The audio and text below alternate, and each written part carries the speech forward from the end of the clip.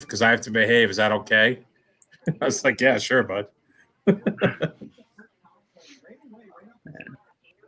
I think Facebook was going to kick us off if we didn't go live before. Oh, we got 2 viewers already. Let's 3 go. viewers. Wow. All right. Welcome to the let's go. Oh. Welcome to the first ever live watch party with the Morning Skate. 10 viewers. Nice. Oh, wow. Great. All right, 10 people that I don't know are going to watch me They struggle. were waiting. So bear with us, whoever's watching. This is our first time doing it. You're learning just like we are.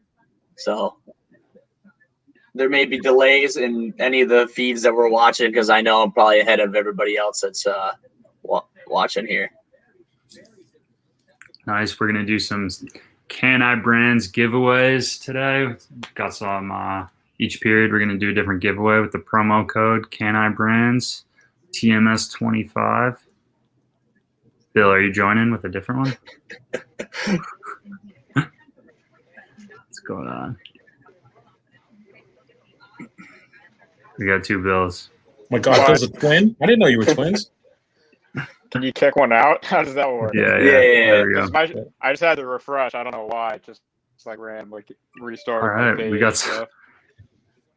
All right, so first question coming in from Seth Williams. Why is Brownie in a dungeon? Dang. It's one of my buddies who clearly isn't skating tonight either if he's on here chirping me. I'm in my living room. The lighting's – we don't have any overhead lights. What can I tell you? Oh, man. He said, Honestly, yeah. if I had a beer league game today, and I was a Boston fan, I probably wouldn't have won either. Yeah, it's another guy I skate with. See, get the hockey. At least they're watching. They know where I am. This is cool. We got predictions for tonight's game. Well, we know who Brownie's choosing. Jenkins. Is that Jenks? Yeah. Yeah. And the reason I was screaming is because I couldn't hear myself. It was so loud. Those were gold. Oh, whose dog? Oh, that's mine. I'm going to have to continually mute myself whenever he barks. No, if he's barking at the right time. Could be cheering. Man, Brownie, you're getting a lot of action here. Big. What's up, buddy? boy? Oh, Sorry for We're the live right background. now. No, you're good. I mostly wanted to come on here and poke the bear, which is Jenkins, and say what's up to Brownie and all those amazing live in-game shots he did for us at the Bruins game. What's up, bud? Hopefully we get a better the same result, actually. That was the 5-2 game, yeah. Yeah, hopefully the same. I want more hockey, as you can see. Yeah. So, Is hanging that out here, is that a playoff game right now, or what is that? yeah, we've got the second game 2 against the Utah Grizzlies here. So, but yeah, we've got game 2 against the Utah Grizzlies with the Allen Americans. So, puck drop is at 7:05. But yeah. Oh, boy. Hey, Yeah, sorry. I'll be checking in here and there when I can. awesome. Sounds That's awesome. good. Have fun down there. Have a good show, boys. I'll talk to you soon. Yes, Thanks, sir. Fink. You think? Do we lose Bill again? Oh, he's one of our newer guys. Is he right for the Oilers? Yeah, that's what he was telling.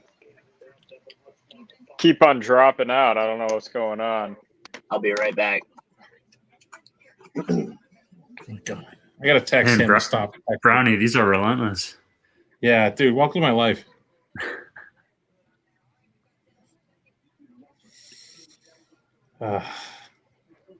He's probably going to keep going until I mention his real estate company or something.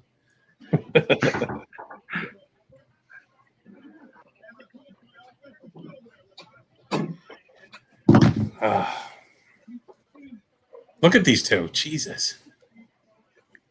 Yeah, we have a game tonight that I'm not going to. Yeah. Well, I would skip that hockey. Well, you know what's funny is a up game here, like tonight. we had so these are the leftover games from the 2019 season. We had like 2 or 3 games left at the end of that year when COVID hit. they shut it all down, and now they're giving us like 2 games, and then everyone makes the playoffs for double eliminations. So Wow. we're supposed to play Sunday night. I sent you guys the picture with the knee braces on and everything, and no ref showed up. So we basically had like a glorified pickup. And this is for a playoff game? This was supposed to be a regular season game. Oh, And okay. so then the playoffs were supposed to be tonight. So our captain and the other captain, I know them both. So I was like, you guys need to email the league and be like, we are not doing this. And they emailed and they made tonight. Hey, that's good. It's Islanders. Okay. So tonight is the last regular season game, and next week's the playoffs. So I was like, I'm out. Gotcha. I'm sure you're not the only one there, like we said. There's only 5 guys that they're in so far. Just get a little extra skate before playoffs. Yeah, that's it. Oh, how do I? It is hot as shit in New Orleans, guys. Holy shit. Don't even get me started, Kevin. Oh, I got nothing to say to you. Yeah. Dude, it's going to be 117 on Tuesday. But I'll be in New York, thank God. Oh, there you go. Oh, Is the audio okay without headphones? I'm having issues with the headphones. No, you're good. Yeah, you're good. You're good. What do you think, Kevin? Is tonight the night? Dude, game 6 at the Collie. Come on. Special night. And we got some Saints stuff floating around the house. We got a tie. Get all the luck. You got any Bruins voodoo dolls? Lots of good voodoo here. Yeah, we're going to sacrifice a bear cub first intermission. So.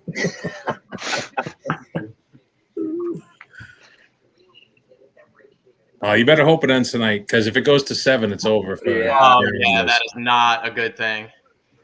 They're probably going to give up the first shot of the game again, because that seems to be what they're doing. Yeah, first 3 shots, yeah, every time. They're going to come out buzzing. Someone's going to miss a hit and then climb back the rest of the game. But I think the X factor tonight is Marchand. I think if he scores, the Bees win. Just because, like, that last game, I mean, he was flying around the ice. I've never seen him play at that high level in a while, or in this series anyway. Yeah, who was it? I think it was either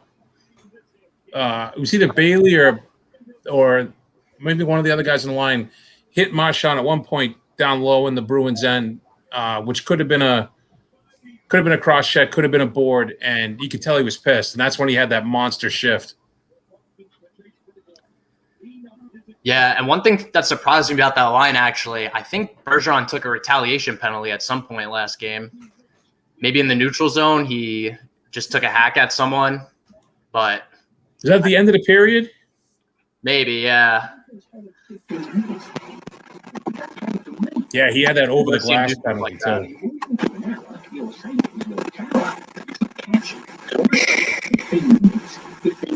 Are there any guys out today that aren't playing? Is Tuukka playing or no? For what I saw this morning, he was, but he's supposedly been injured the whole series. So, Yeah, because unfortunately, Jake DeBrusk is back in the lineup tonight. he killed the cast, man. That dude, he's hit or miss. He's either awesome or he's terrible. Like, give me Trent Frederick for one game, please. Let him run around.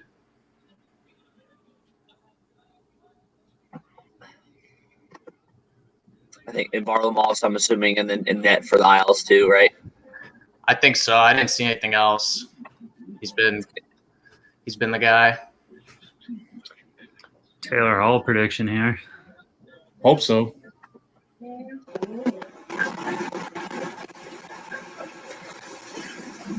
Yeah, and how many goals? What's your what do you think? What Corey just said, Brownie? Do we think 2 goals they pull them, or Oh, on like Tuukka 2-0? Ember on short leash. Yeah, at this point, I think it would depend on the goal, but I would imagine it would be a quick hook at this point. But the problem is if they pull them and they win behind Swayman, then you have to go with Swayman in Game 7. Yeah, And that's Cassidy kind of paints himself into a corner at that point, and I mean, we all play with goalies. It's like handle them with care, For real, they're nutcases. Yeah. They're very sensitive at least. I mean, and Swayman seems to be pretty at ease with everything, but I mean, Tuukka comes across as kind of prickly sometimes. Yeah, and if he gets pulled, the building is just gonna let him have it. Like they're that's gonna be a huge jump for the Islanders, I would think. Yeah, the place is gonna be shaking. I don't know though. Like the stat line was terrible last game. What was it 5 on 19 shots? But like it didn't look that bad during the game.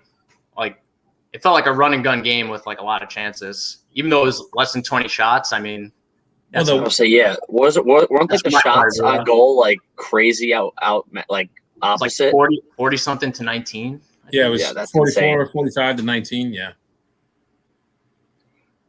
There's been a lot of those games. They also scored that one that went off. It went through McAvoy's legs off both of right to and then the net. Yeah. Good door. Yeah, Palmieri, man. No matter what uniform he wears, he kills the Bruins. Yep, Tuukka's in. Man, he is one ugly son of a bitch. He kind of looks like he's from Whoville or cousins with someone from Whoville. Or like one of those orcs from Lord of the Rings. Got my friend Travis saying Barzell's going to have 2 tonight. Ooh, love it. On a 5-2 loss, that's fine.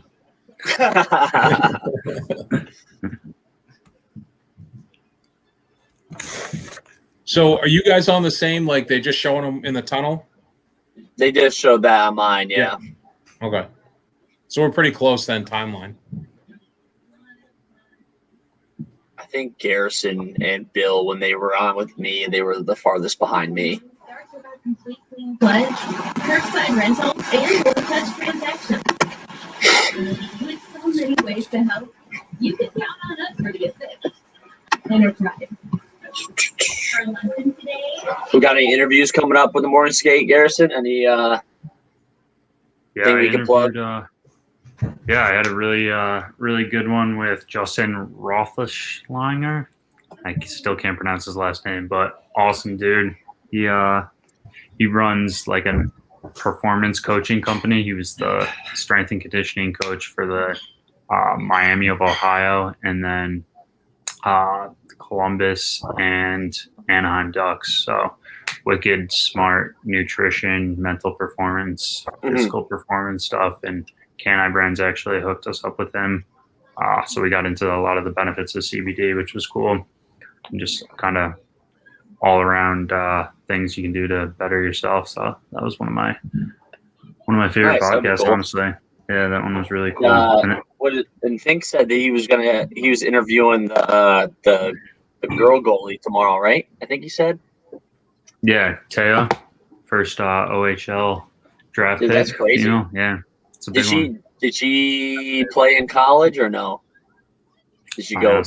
I honestly haven't looked into it too much. The girl just got drafted? Yeah.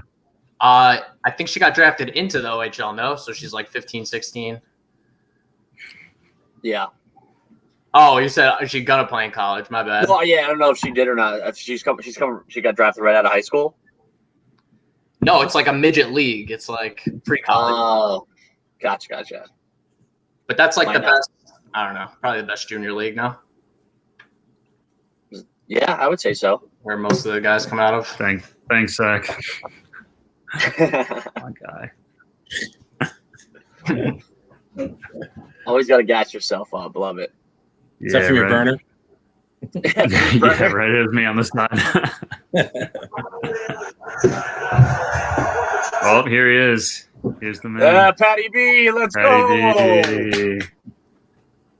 Let's go. Patty B, prediction. What do we think? Who's taking it tonight? Of course. Not Great me, picture, that's for sure. too. You guys guess who's winning the morning skate pool? Let us know, Pat. Keep them coming. I still got the Islanders alive, but I had Edmonton out of the West, so gutted. Just gutted immediately.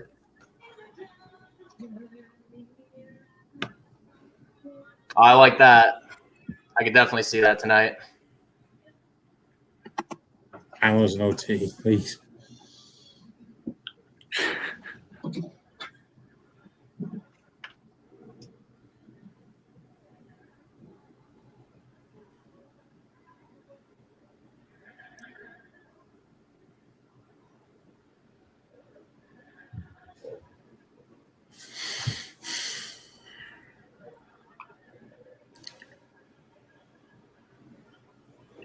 That would be the loudest rink left in the NHL. It's incredible. Loudest. No, maybe Vegas. Vegas is loud as well. I want to see a game in Chicago. I feel like that would be a dynamite atmosphere. The way they're going, I think it'd be easy to get tickets. Somebody told me they saw Islanders tickets for like $750 earlier today. Haven't heard that in my lifetime. Well, you got to think, technically, this could be the last game in the Coliseum. So, yeah, this is like retirement year 4, I think. They've been trying this to. is official. This is officially the last one, right? Because the new one will be ready next season. Yeah, that's the. It was like the Aerosmith farewell tour. Pitch reunion tour.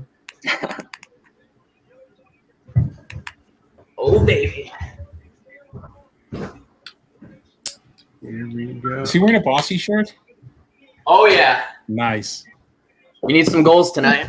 To go put on my Bork shirt in between periods. And I got the Who Dat Golden Ale. Go Saints, baby. Who Dat. All right, we need a shutout from Varley because I haven't shotgun a beer in like 6 years. Ked's playing softball right now. He said he might join us after. Patty B hotline. Leave us a voicemail.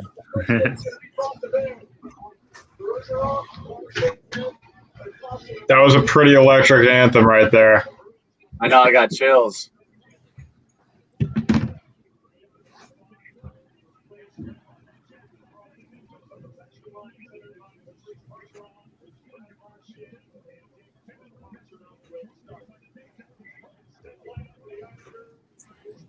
And the only guy the Islanders are really missing is Oliver Wahlstrom. He was playing third line. And, He has a cannon of a shot. yeah, he's sick. Then he had like a weird whiplash play into the boards in the corner, Oh, yeah. and he hasn't been around since. So now they got Zajac in there for him, looking pretty ancient. Sajak was a sneaky good pickup for them, though. Yeah, He was on the Devils too, right? Rotting. Yeah, doing nothing. babysitting.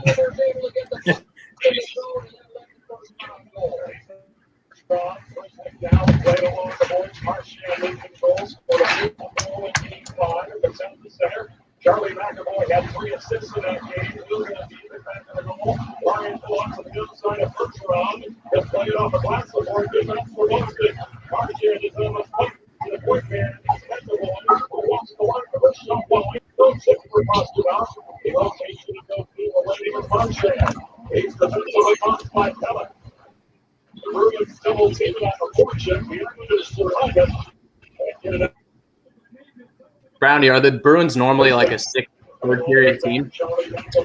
There's a lot. The last few years, it feels like they're never out of it. I think that all started in the core guys from 2011 with those comebacks. Oh yeah, with the Tim Thomas team. Yeah, with Lucic and with Horton, those overtime goals, and I think it just kept with them because the core. Well, not all of them, but the Krejci, Marchand, and Bergeron for the most part of the guys.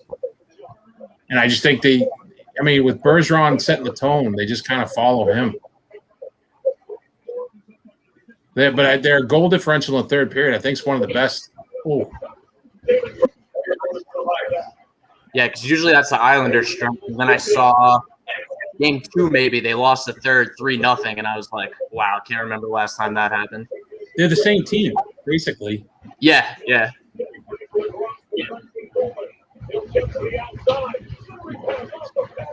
This Coolman kid is not bad. Yeah, I like him a lot, actually.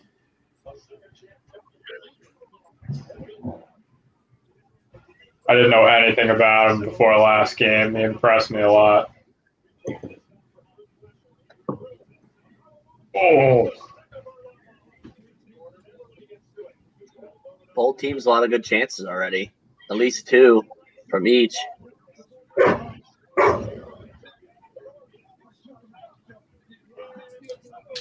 wow. Hi, buddy. You want to say hi? That's exactly how Marshawn scored So that that goal. just got covered? Say hi. That's my daughter. How you doing? I think All right, we we're gotta all watch one on the more. same I page hope with the like Bruins the play delay. great tonight. They go Bruins. All right.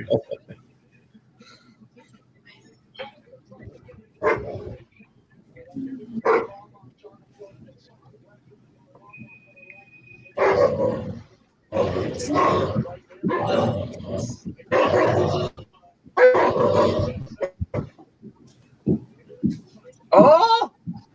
Cool. Matt Martin scores tonight. They're retiring his jersey.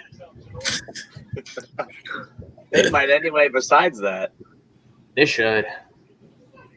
he's A legend. When I think of him, I think of just the Islanders. Like, even though he was on Toronto for a little bit, he's an Islander. He's what Tavares should have been. He came back from Toronto.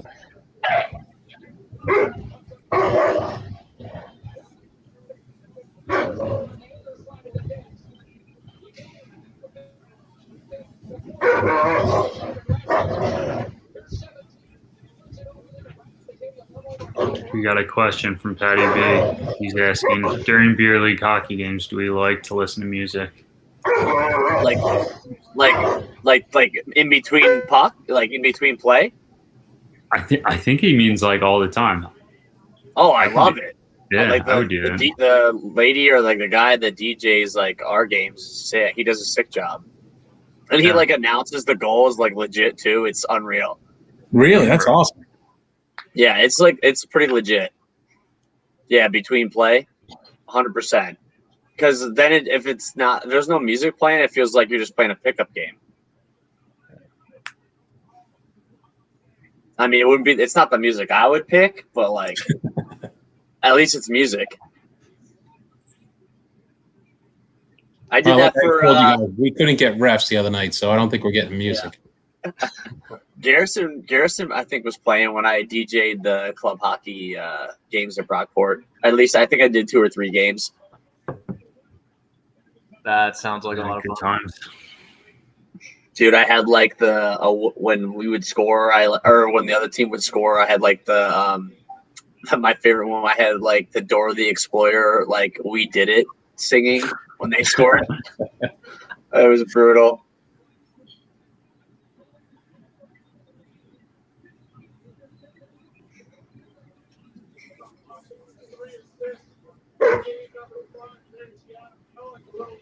That's the other thing too with the Islanders this series. They've been killing Bergeron at the face. Yeah, that's new. Yeah. I don't know where that came from. Zikas has always been good at face-offs, but I love the third line. Pajot's a big pickup there too. Bergeron usually goes like 8 of 10 for a game, and not this series.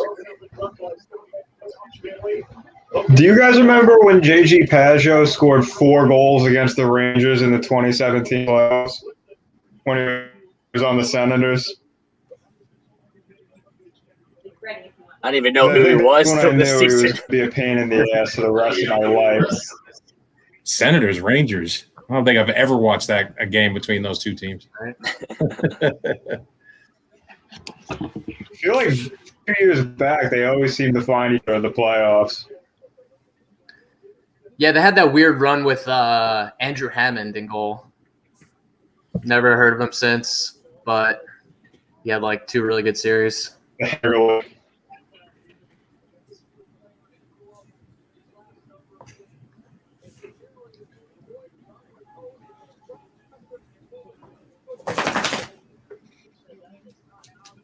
The Islanders have to have one of the weirdest first lines right now. Barzal, Komarov, and Everly. They got a lot of grinders. I mean, Barzell's obviously your superstar, but like besides him, like you're not It's as all stacked as a lot of these second other guys, playoff teams. I have zero issue with anyone pretty much on the Islanders except for Komarov. I cannot stand him. I had a feeling that's who you would hate by the end of this series. Cannot stand him. Noah Dobson looks like he's like an 8th grader. Yeah. Yeah, they sat him for a lot of last game, huh?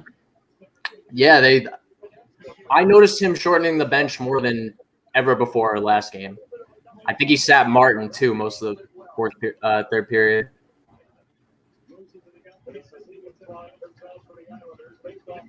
I saw some weird line combos. I didn't think anyone was hurt. Cool.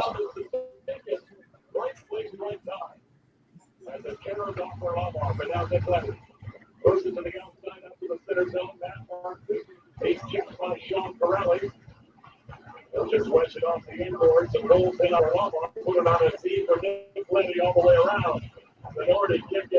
They just showed the Stanley Cup odds on the top left. The Bruins have the worst odds to win it. They're plus 1,100. Elimination game, yeah. Oh yeah, I just saw that.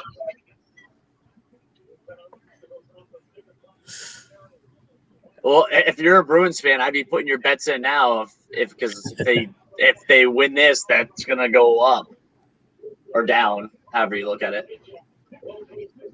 One of my friends just bet 20 for the Bruins and Avs to be in the Cup final. I think it's like a $300-something payout. That was my bracket. That could easily happen. Islanders were an underdog. I feel like that might happen.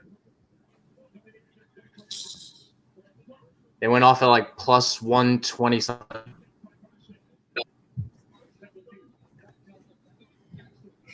I do like how the NHL has just leaned into the betting. Well, I mean, yeah, it's Might all, as well. I mean, you might as well get ahead of it before the other sports get ahead of you. Right.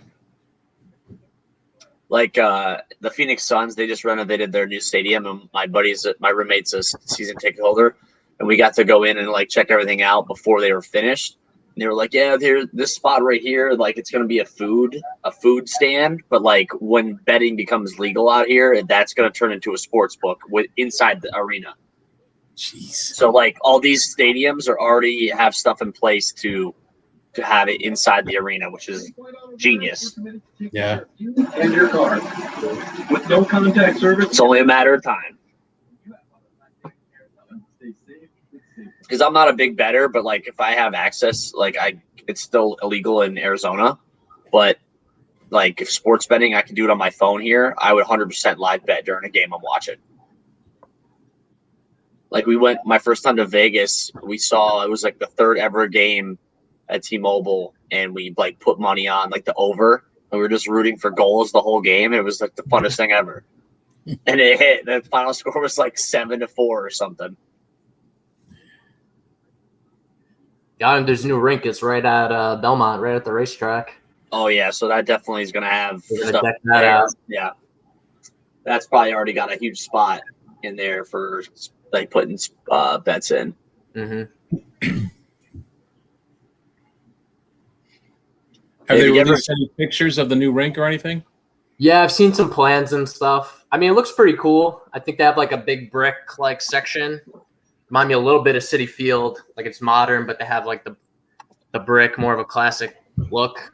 Do you know what does it have any naming rights yet or no? Yeah, USB or UBS. Sorry, I always say USB because of the USB port. But UBS, I don't even know what they do, to be honest with you. See if I can do this here. It's not that interesting.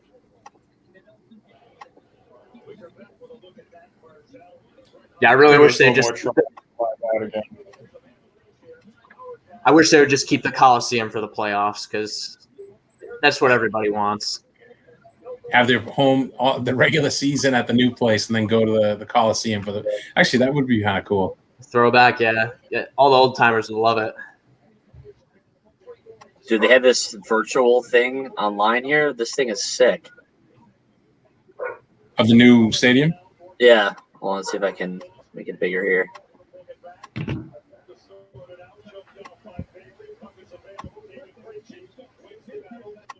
What time are you guys at in This the game? might be the most even period of the series so far. 12:30. I feel like 12:24. Yeah. Cool. teams. Like 12:20 now. Yep.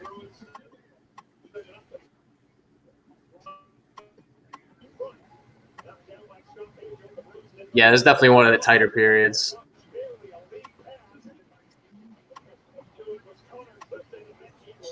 What was the reaction from the Islanders side about Cassidy's comments about the refs? They loved it. I mean, they're just memes with the Saints logo, and Yeah. everyone's talking about the New York Saints. And then the New Orleans Saints tweeted like, "Oh, we're so pumped for Game 6" or something like that. Like they picked it up. So Let's see if I can do this here. I moved to New Orleans 6 years ago, so there's absolutely no awareness of hockey. So see the Can you see crossover episode is Can you great. see me sharing the screen right now? Oh yeah. Yeah. Oh, cool. All right, so this is what it'll look like.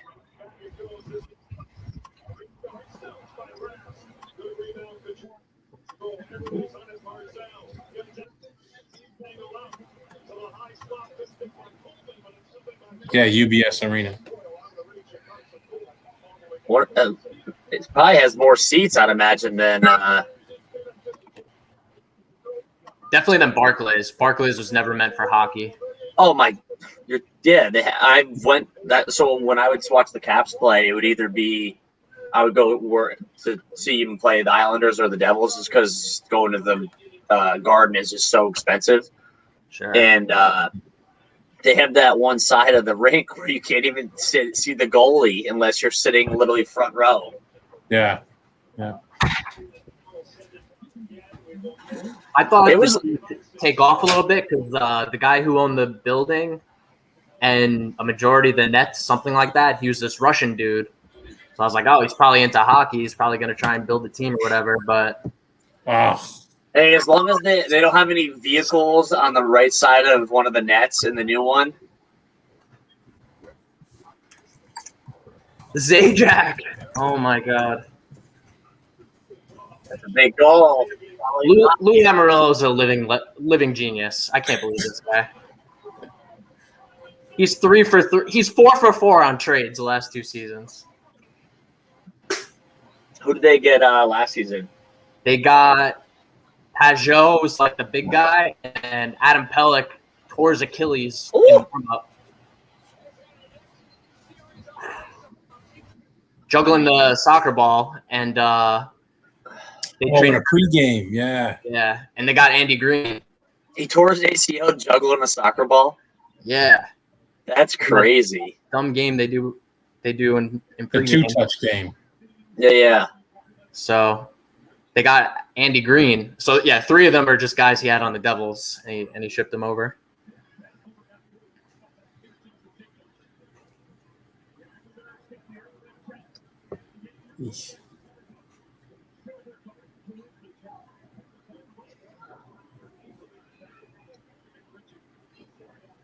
And like you said, Brownie, like that goal he gave up isn't a weak goal. That wasn't like a rebound goal, but like he had 2 D guys there on. Yeah. Someone's had to clear it out. Yeah.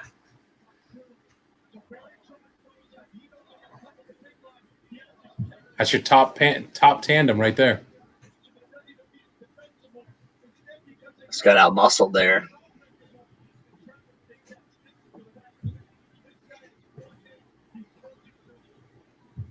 Might be his first goal as an Islander. Not sure if he got one regular season. I'm kind of curious. I don't know if you guys have noticed, but like no teams except for was it the last round have had any COVID issues, right? During the second round. Oh, I didn't realize that. It makes sense though. It's kind of funny how that works. Because you definitely haven't seen any in the NBA. Oh, really? There been some? No, there hasn't been any Oh, good. because it's the NBA.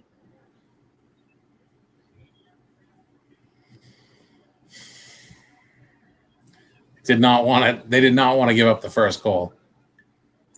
No, that's going to carry the building the rest of the first period. Yeah.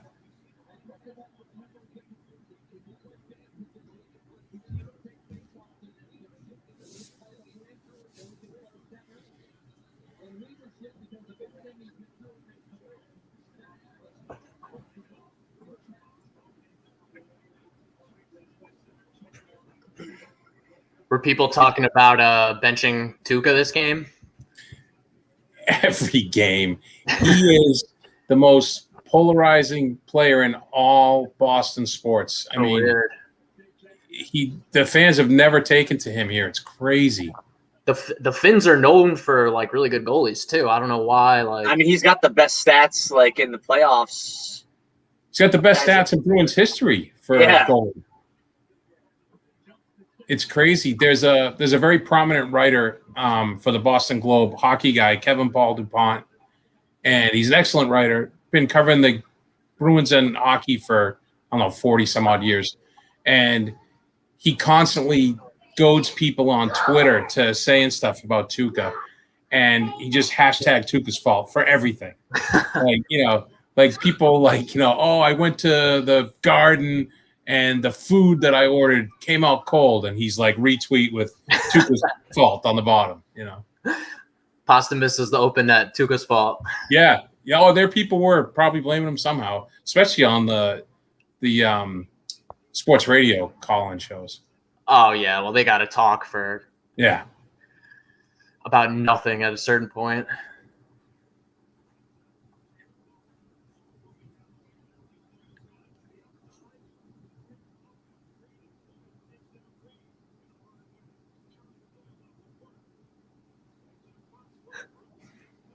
I just realized my Bossy jersey has a jersey strap to buckle to my pants as if I'm gonna tie down. Yeah. I'm gonna drop the gloves in men's league.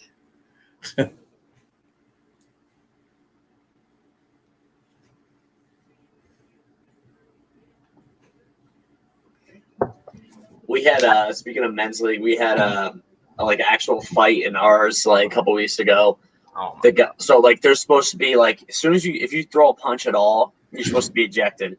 And one of our bigger guys, like they were going at it in front of the net, and the guy legit like had the puck in his hand and like punched our captain in the head, and they gave them both a penalty. But then they heard the ref say, "We're not throwing him out for throwing the punch," which. As soon as you hear that, and the rule for the whole league is if you throw a punch, you're automatically ejected. Needless to say, they both get a 10-minute penalty. As soon as they come back on the ice, they go at each other, and they end up scrapping. Now, the guy that he got in it with, he's like 6'7", ex-MLB or draft pick for baseball, and he's probably like 250-ish. He's literally on top of them and just ground and pounding them. And they both get ejected, obviously, but we're all like, yo, this is on you. If you kicked that guy out of the game, it would have been over. Like that fight would never have happened. Right. So like we told like the guy that runs the league, like the ref said, like, I'm not throwing him out for throwing the punch. And like that's on them at that point. You're supposed to nip that stuff in the bud. Yeah. But you can't say that and have people hear you say it. Yeah. Especially when a guy, and they have like live barns, so you can clearly see him punch him in the head. Yeah, that $40 a game doesn't get you paperwork. No. Oh God. Oh look, here we go. See? There it is. Our logo is awesome. Yeah, what's with the Billy Joel banner? Oh. Why Billy Joel? Same thing with the Garden. Billy Joel is like the king of Long Island. He's like the voice of. He's like the guy. I don't know. It's hard to explain. He has a banner in Madison Square Garden too for like playing so many concerts there. He has some contract there that he's just going to play it. As long as he keeps selling out, he's going to play it every year, like around New Year's. He gets a couple And of at this point too, like obviously he's a huge name, but like you want to go because you want to be part of a sellout that keeps happening. Yeah. I've heard about it for years. I always thought it was a joke till the previous what was it, games 3 or 4, they showed it. I was like, oh my God, it's real. Yeah, everybody's parents knows like every Billy Joel song. You guys are gonna put up a Bill banner similar. I think I only know Piano Man. That's all I know. Oh yeah, he's got some jams. We Didn't Start the Fire. Best. Oh yeah, okay, I know that one. Longest Time. Yeah, I was friends with a group of kids in grad school who loved this Billy Joel cover band, and they would go out and like see the Billy Joel cover band and jam around Long Island.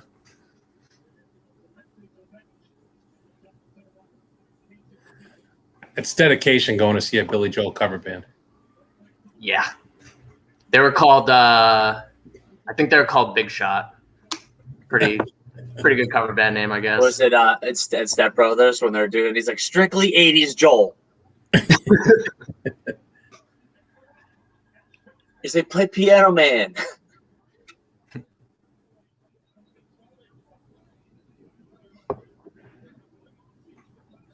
Oh my God. Uh-oh. I couldn't see the city of Boston putting up a banner for a piano ballad singer in the garden. Drop kick Murphys instead. Yeah, or Aerosmith or something. Oh, nice play. Is that Letty? I'm not sure. Number 2? Yeah. Oh. He's solid. Never looks like he's skating hard. You talking about the play on Taylor Hall, right? Yeah, this one, right? Oh, Yep. You're going to see in a second here. Yeah, I just saw it. Yep. Ooh. Was it Richie the 12? He was wide open for that pass. Yeah, Smith. Yeah.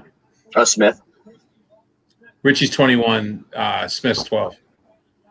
If you saw him skate, there's nothing similar between the two of them.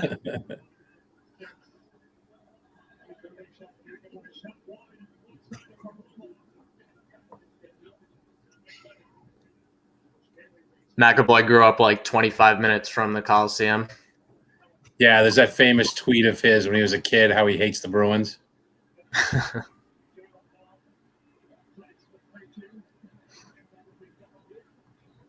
Bruins power play.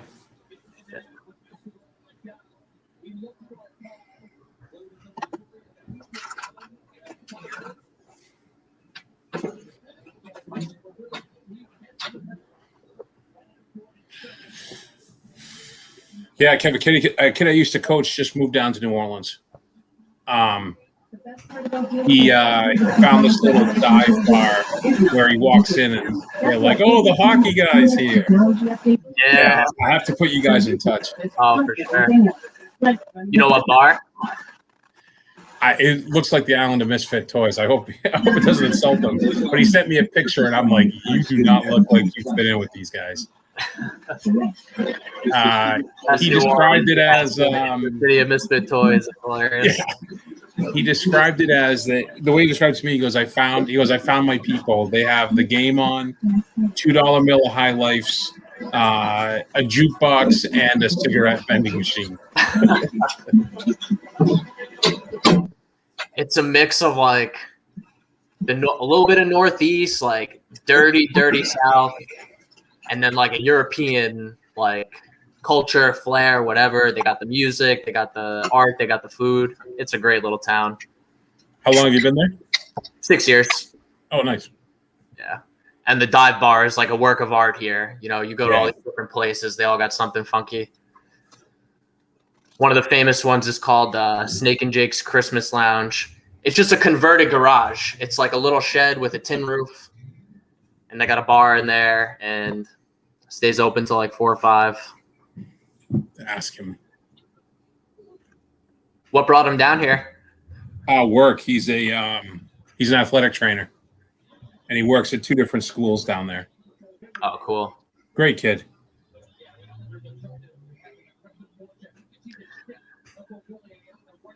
We got the next Manning playing high school football down here. He's a sophomore now. Arch, right? He's supposed to be the real deal.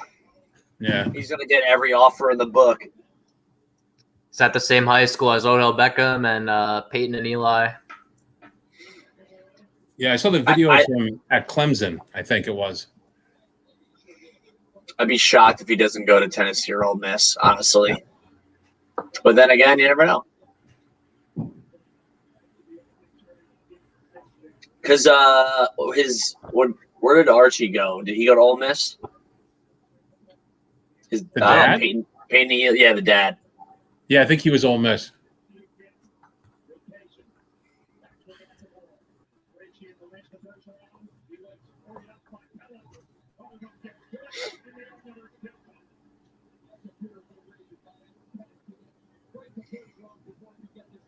Who's the Bees backup again?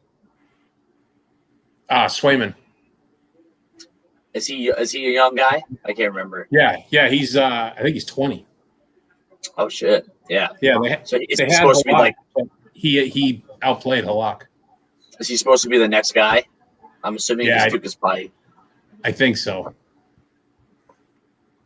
Wow. Actually, I think they wanted Vladar to be the next guy, but Swayman outplayed him too. Because that's Sorokin guy for the Isles, right? He's pretty decent, isn't he? Yeah, he's sick. He's pretty old. He's like a 25-year-old rookie, but his KHL numbers are unbelievable. He had like a 1 point something goals against average and high like 94, 95 save percentage, just ridiculous.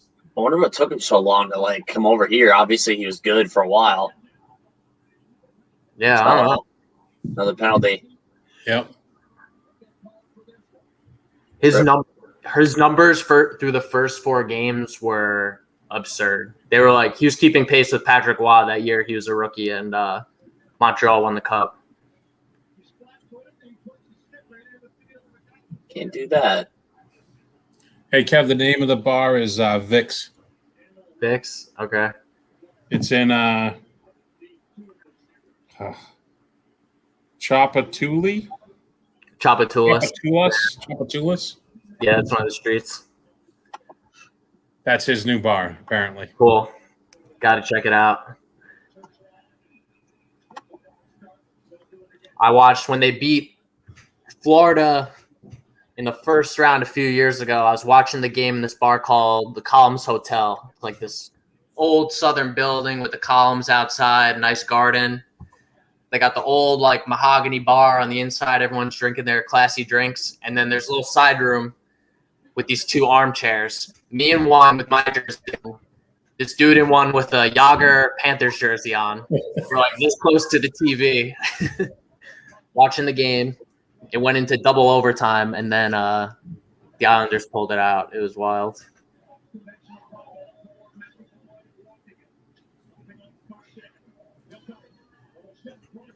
Come on.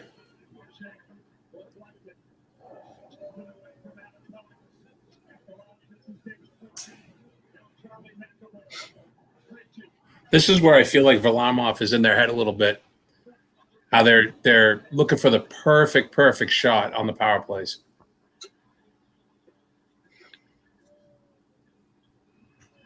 So the Caps, they're turning to goaltender U at this point. There's 2 of them still in the playoffs right now. Oh, that almost went 5-hole.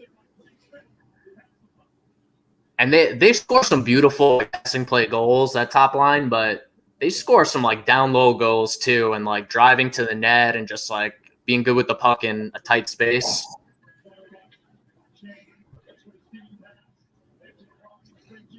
Oh. There it is.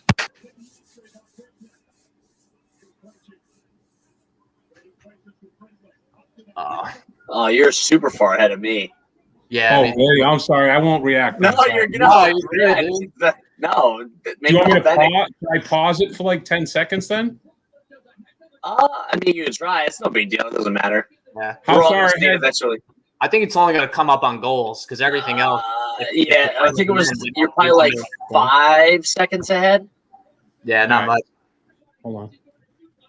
1 Mississippi, 2 Mississippi, 3 Mississippi, 4 Mississippi, 5 Mississippi. Patty Try B it. said, "Who misses Doc?"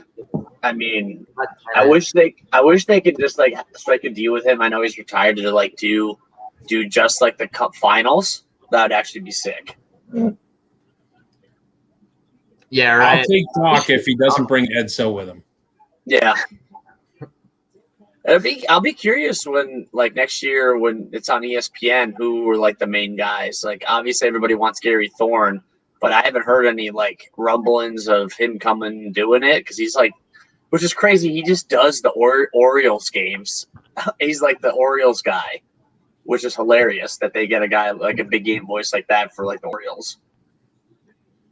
He must live in Baltimore, I guess, then, right? He has to, yeah.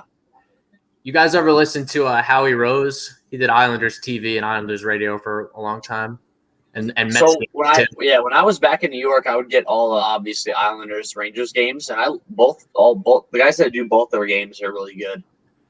Yeah, I only get to listen to like the Caps guys when I'm like visit my cousins in Virginia or if like I like stream in illegally and I can get the Caps announcers. Yeah. Preston goes, which island of Hawaii does Disco live on? Maui, bro.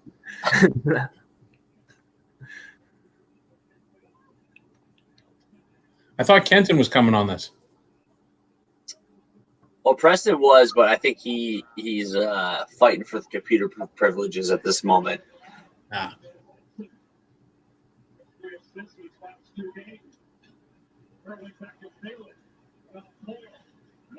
What do you guys think of Jack? Jack Edwards. Jack Edwards. Oh, Yeah. he's been a big pile of shit. That one game he was abusing Komarov for like a basic cross check. He's like, Yeah. and then he got caught on the ice for a minus, and a period and a half later, Jack Edwards is giving it to him. That's what you're a dirty player. It's like, oh my god, this guy needs a UMass jersey on and a Minuteman flag behind him and Sam Adams in his hand.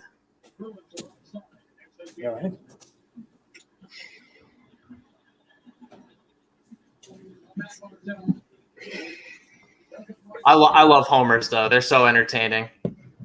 Yeah, I love him. Yeah. Although I hate him if I wasn't. all day, but before some like unbiased guy. Barzell wanted a penalty for this. I don't know. Yeah, I mean, he kind of fell. Was he trying to say he pushed him, like he held him? I guess. Yeah, I've noticed that the last few games he's tarping to the refs more than I remember him doing previously.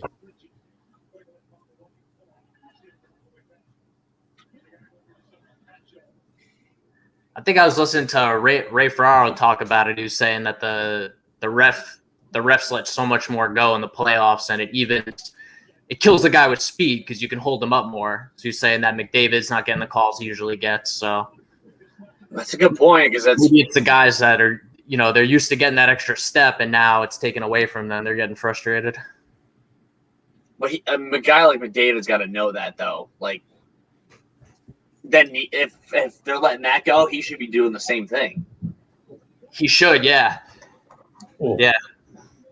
I mean, Christ, I do that in beer league.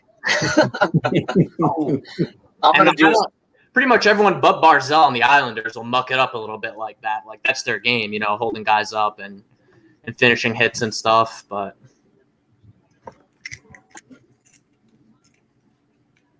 That was a fast period. yeah, right. Speaking of fast, let's see how quick this beer goes down. All All right, this is the voodoo to take away that goal, boys. Fuck these. We got one black and gold in town. It's the Saints.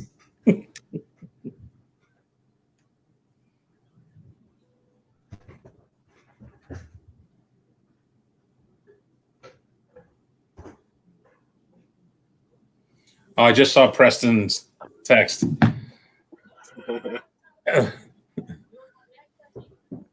Man, I am dark, huh? I need to figure out something better. Hold on.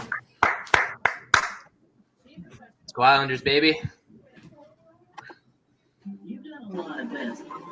I'll say, do they have like any Islanders bars in Louisiana that you can go to, or like? No, I mean there's a couple bars that play hockey. Bars that play hockey. A lot of Like hockey Northeast come here for hockey college. specific bars. Not really that I've noticed, but So you gotta go like a Buffalo Wild Wings or something else to watch like hockey. no, there's local stuff. But like this place, Bruno's by Tulane and Loyola University. You gotta find just where there's got to be some Long Island people that own bars in Louisiana. I bet you if you find one of those, it'd be golden. Yeah, I know one person who owns a bagel shop. He's from Yonkers. His little place. Those bagels are probably unreal too.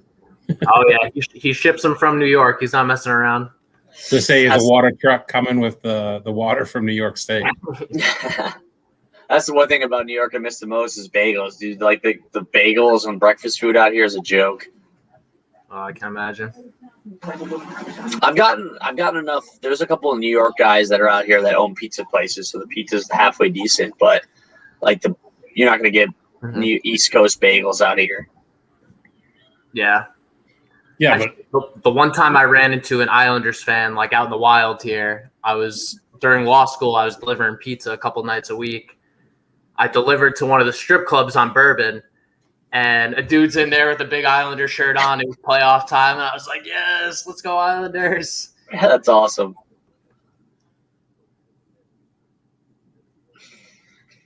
He was a big Everly guy.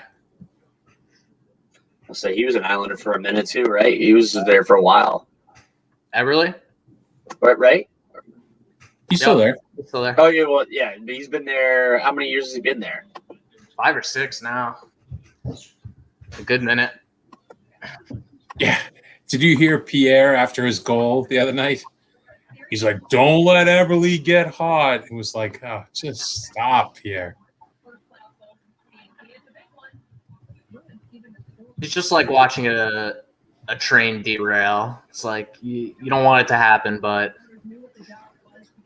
you're just going to watch it anyway. You're just going to deal with it. So during the middle here, the intermission, Dominic Moore has been, I think, fantastic on the Canadian calls. Wasn't he? He was doing the Montreal game, wasn't he? I believe so, yeah. I thought, and I always thought Ked was making fun of him on the podcast, but then he said how he really he loves him. Yeah. Yeah.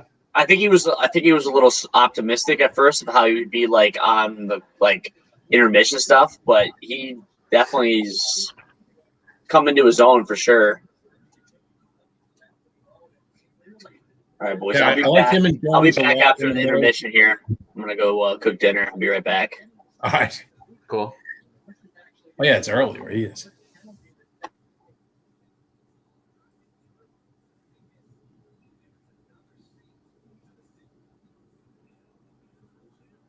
Yeah, I wonder if those penalties, how much Cassidy's. I mean, the Taylor Hall one was pretty blatant, but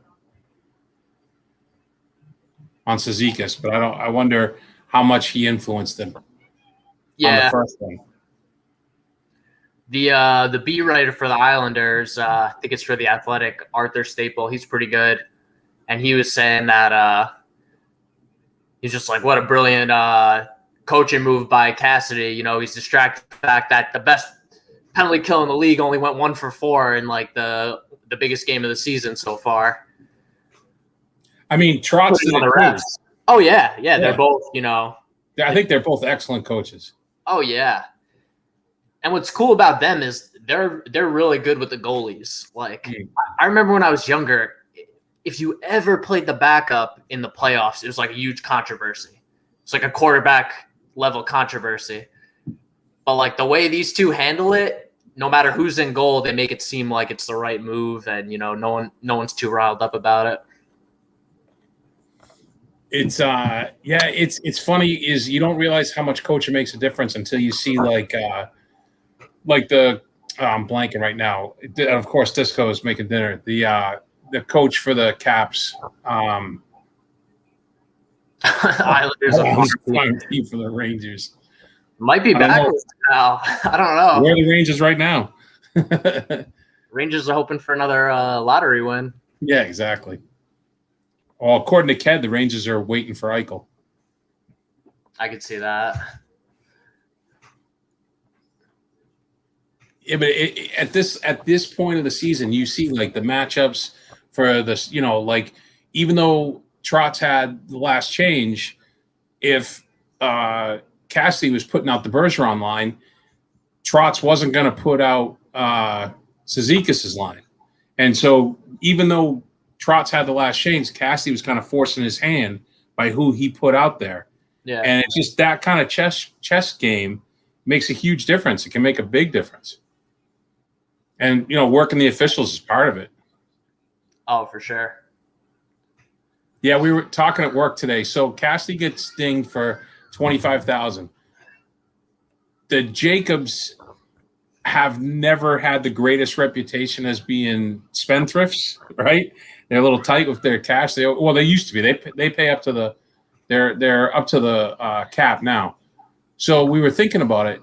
You think the players are all like, let's everybody throw in $1,500 and pay the fine for Cassidy? For the coach, yeah. Oh, I don't know about that. You think he pays it? It might be. Maybe they'll get an IOU if they say something dumb and they get fined. Cassidy could hit him back. Yeah, $5K versus 25, and he doesn't make as much as the players. That's true.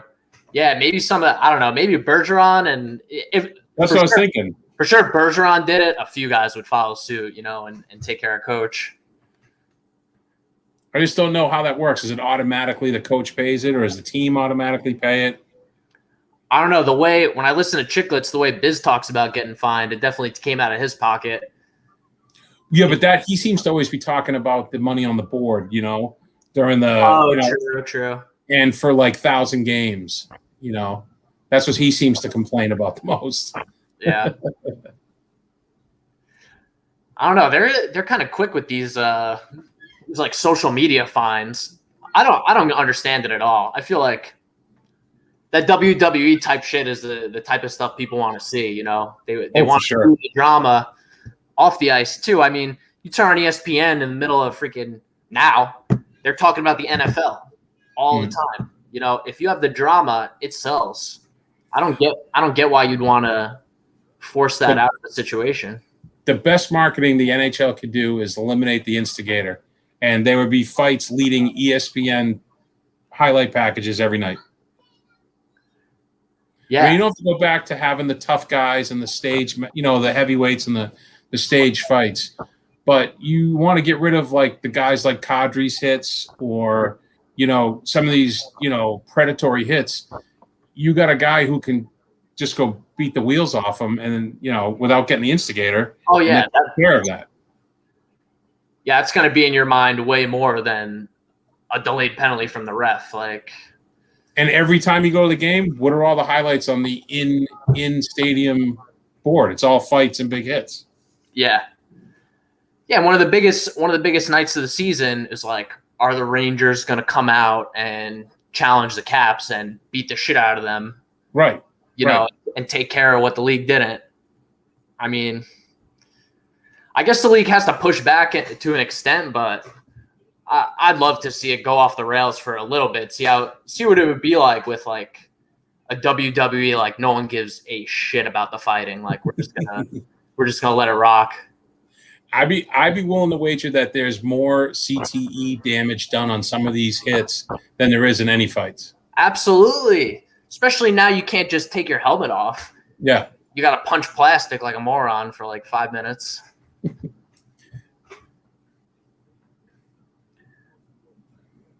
My two younger brothers played in the Fed this season. They just got done playing D3. This is the first time I saw them fight like consistently. It was insanity. Like the forward twin fought like 9 or 10 times, and the D fought like 5 or 6 times. Man. So what's it like if you're there live watching your brother fight? You go temporarily insane. Like I have a video on my phone where I'm just screaming, "Kill him! Kill him!" Like it's crazy. I literally want to be on the ice. I'd get my ass handed to me. Out of all my brothers, I'm definitely the weakest, but it's so crazy. And they're nuts. Like my brother's rocking around like he's got like half of this missing now. It's so funny. Where are they playing? They played half the season for the Port Huron Prowlers, Port Huron, Michigan. Yeah. And then they got traded to Elmira. Finished the season there. So we'll see if they play again next season, hopefully. That's awesome. You should interview them for the podcast. I try to get them to do stuff, and they're like, "Oh, it's the Fed. It's the Fed." I'm like, you don't understand. Like, I'm a lawyer. I'd quit my job for like 6 months tomorrow to like be your 7th. Yeah. I told them that this year. I'm like, guys, if any of your D go down, I will fly from New Orleans. You don't have to give me any notice at all. They're like, Kev, you don't want to do that. We live in a trap house. I'm like, dude. Hope you're taking video. I hope you're writing stuff down. This is awesome.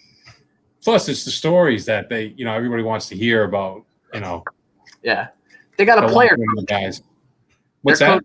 Their coach is like a 37-year-old player coach. I mean, it's really? incredible. That's awesome. Yeah, see, that alone, you're already halfway there for the pot. You know what I mean? For the interview. Yeah. It's what everybody wants to hear.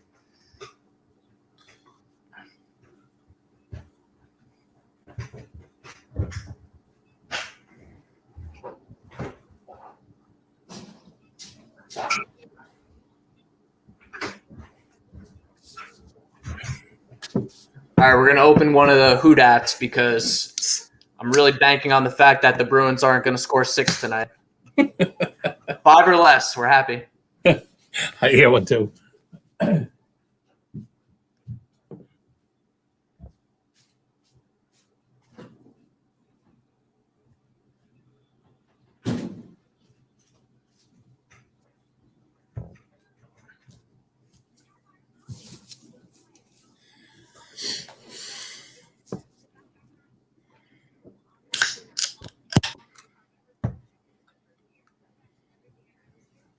So what do you think? You think Montreal's going to make it through the next one? Who do they have? Well, we don't know yet, right? Yeah, the winner of Colorado, Vegas. I don't know. That's going to be a fun series, though, because that's going to be Price. Price is going to have to stand on his head again. Yeah. I couldn't believe that Vegas won last night.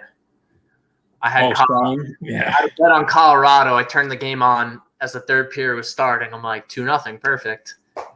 They got that first one in like a minute, 10 seconds. I was like, uh-oh, I'm losing this one. And then the wheels just totally fell off for them. Did you see there was a story out, maybe it was Bar Down, Cale Makar. They asked him what was like an extravagant purchase he made. And his response was that the other day he stopped and got himself a slushie. Normally he wouldn't get a slushie, but he went and got a slushie. like he's like out of the 1950s. Oh my God. Their D are ridiculous. Oh yeah. They can all skate, and they got Taves from the Islanders last year. Ugh. They're showing the on this date it was Ray Bourque, the cup win with Colorado. That was such a big deal. They were stacked out. There was no championships in Boston back then, and Bourque came back and brought the Stanley Cup to City Hall Plaza. Just like, hey, Ray Bourque's bringing the cup to Boston. and it was thousands of people went to. I went. It was like, holy smokes, Ray Bourque won the Stanley Cup. Wow. Yeah. What a move by him. Yeah, yeah. Get your bar tab taken care of the next 20 years, huh?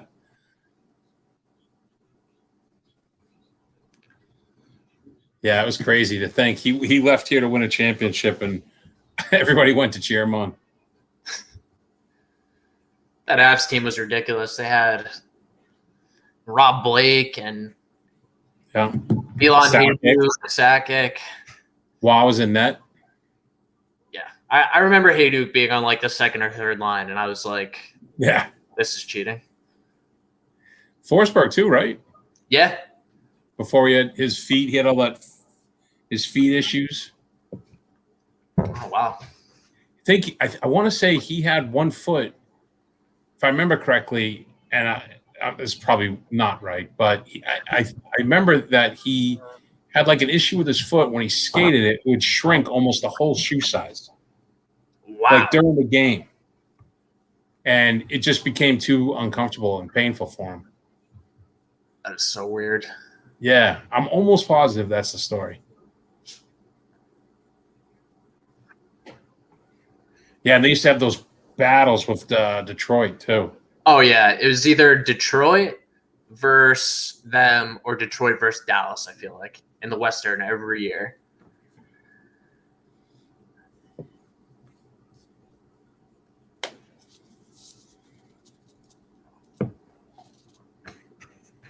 I'd be shocked if the Avs didn't make it to the final. They're just so good. See McKinnon out there is like, it's unbelievable, like how fast he looks in comparison to the other guys. And Landeskog is just other level. Everything. He's like Bergeron. All three zones. Yeah, he does everything.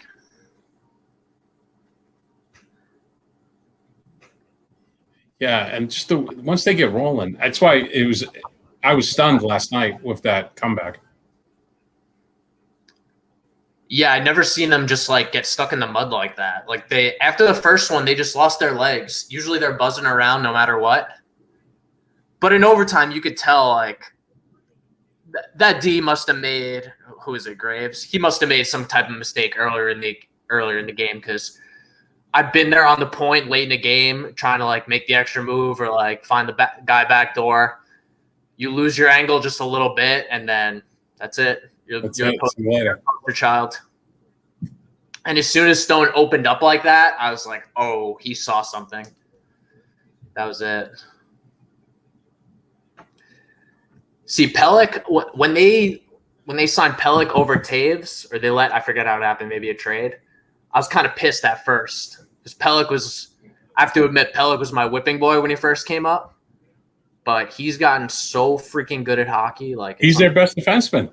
Absolutely, yeah. I thought it was going to be Pulak, but he's the guy.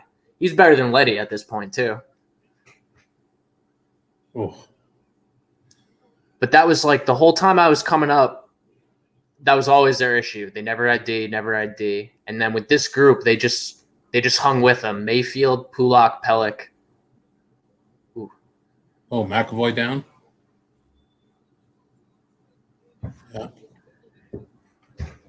And there were like 2-3 years where they were just so-so, and then they finally clicked. What, do you got a high stick? Oh, that was a late elbow. Or shoulder, I guess. Yeah, right there, shoulder. See, there's no need for that after the play. No, definitely not. I see why Pasta came in there. He might have sold it a little bit, but you could. Yeah, he's takes no effort at all to elbow him in the chest instead of the freaking jaw.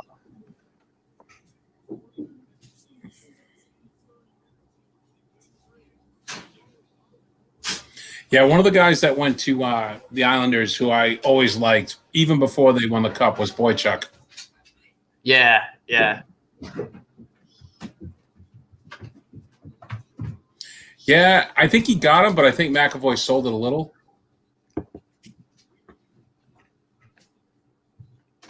But I thought I saw him. I thought I saw they had a bloody rag. Yeah, McAvoy's got the showman in him. He's like the Oh yeah, the puck skating defenseman, flashy guy.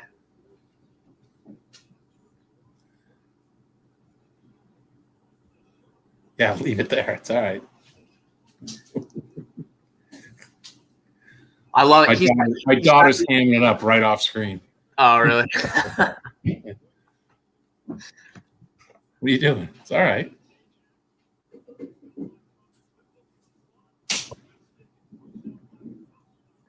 Is she into the Bruins too? Into hockey? What's that? Is she into hockey too? Yeah, I mean, she'll watch it when I watch it. It was funny. Like a few weeks ago, she kept trying to think of this song, and she kept calling it the hockey song.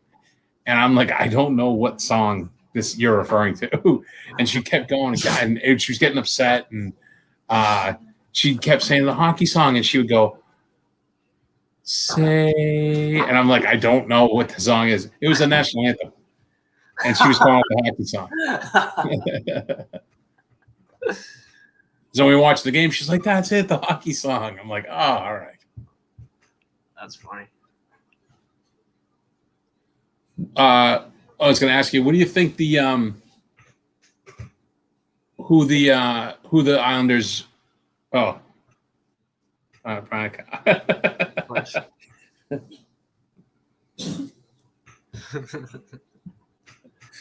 We're still on the under. I don't even think yeah, we might not be on the board yet. No, I don't think so. I'm in my living room with my wife and daughter right there. It's a very different vibe than at the game with my buddy. I was going to ask you, who do you think they're in jeopardy of losing with the expansion draft? Ooh, well, I know part of the reason Sorokin took a while to come over is so he would be protected from that. Yeah. They didn't take him over until he's still in the protected window or something. They don't have to burn a goalie pick on him, so they could save both him and Varlamov. So I don't know. I guess it's probably one of these veteran forwards. I would think they're probably going to protect Pelech, Pulak, and Mayfield. I don't know the rules well enough, but yeah, there's a lot of different qualifiers. You know, they have to have a certain amount of games played. If you protect them, they can't have. I think they can't have no movements, but they can have no trades. There's a lot of different. Yeah. Okay. Yeah, when the Bruins beat, I think it was right at the end of the season. We had a conversation about it all day at work, and I wrote a blog about it back then. And it was like, you know, you learn it all, and then it's out of your head. Yeah, I know. You study so hard, you put it out there. Well, I think that's what I said to Ked. I go, yeah, I looked at it for about 10 minutes online, so I feel like I'm an expert now. So I'll write a blog. Yeah, that's the funny part about writing, right? Yeah. Last year, this one. I went down this rabbit hole about the history of hockey. I must have done 30, 40 hours of reading for this article. I mean, it turned out good and everything. I was like, man, that was a crazy rabbit hole.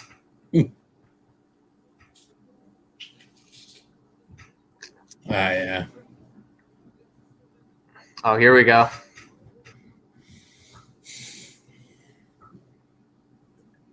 Shorty for the Bruins. What's that? Shorty for the Bruins. No, they went 1 for 4 last game. We got to keep that up. Oh yeah. Ooh. And I don't know where this Islanders power play is coming from, but they never click like this, like they did last game. Hey. Well, I think they saw. I think I saw on the screen that McAvoy's not even on the bench, so that's certainly not going to hurt the Islanders' power play. All right, Okay. Okay.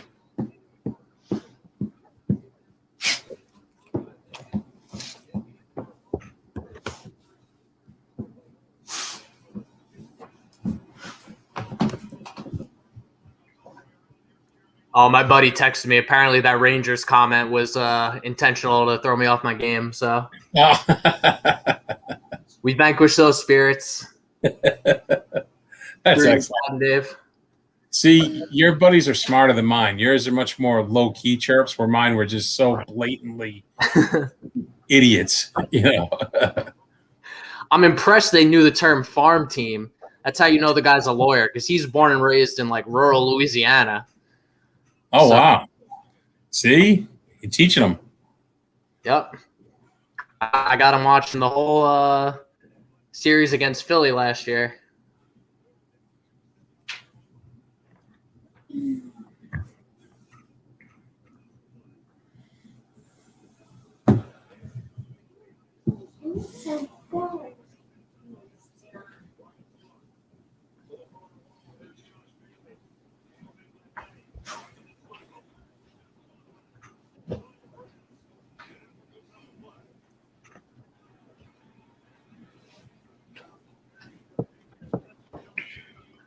I was surprised with the amount of grit that Palmieri has in his game. I didn't expect him to be like a super physical guy or anything. I don't know. I guess I just don't watch the Devils much. I was hoping the Bruins got him at the trade deadline. He was the guy I wanted. I mean, I'm happy it ended up with Taylor Hall, but I love Palmieri's game. Yeah. Oh, he'd fit in great on the Bruins too. He looks so weird with the clean shave and how Yeah, he makes Hall. that.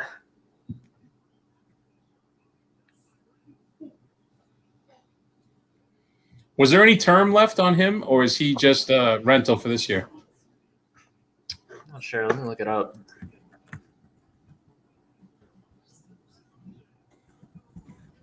Oh shit.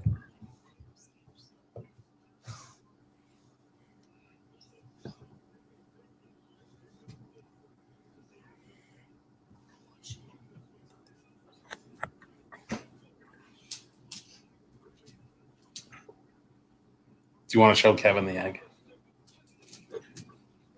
My daughter wants to show you a chicken egg. Oh, sweet. But look. You got to hold it over there. See? Oh, cool. What'd you do to it? Thanks on it? Oh, He picked it at the farm today. All right. You painted it today? She picked it. She got it today from the farm they went to, even though we have chickens. Oh, cool. She was more excited about a chicken from a different area than our backyard. Nice. Did you see the term or no? Says he's on a 5-year deal, but I can't see when it. Oh yeah, he's in his last year of the deal. Yeah. So. Listen, with a good run, and if he likes the guys, he may just re-sign. Oh yeah, yeah, and you can move him. You could play him on any line, literally. Like that's the beauty of it. Him and Pajot, and like I don't know how Lamoriello finds these guys, but you can plug them anywhere. Yeah, he might be the best, if not one of. He's in the top 3 or 4 GMs in the league, I would say. Yeah. Just the mystique about him too. Yeah, I love the whole like Godfather vibe he brings too. And, like, Northeast Italian thing, like I eat that up. And he's hit Rhode Island, Jersey. Oh my God. Oh, yes.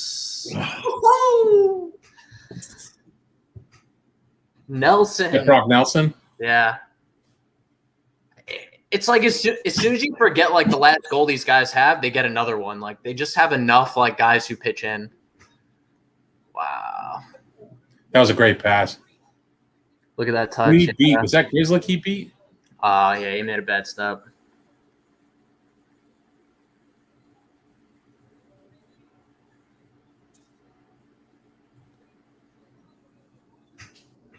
Oh, Tuca got a piece of it too off the glove. Oh, he was right there. Oh man, I wish I was there so bad. I had a buddy who went down not last year, the year before, because he wanted to go before it closed. The Bruins guy. He just wanted to see the stadium. I forget the last playoff game I went to, but the last one I remember. Oh, I feel like they're trying that a lot. They're trying to them off like side to side on that that in tight. Trying to just get him moving, I think. Open up the 5-hole. Mm-hmm. Oh.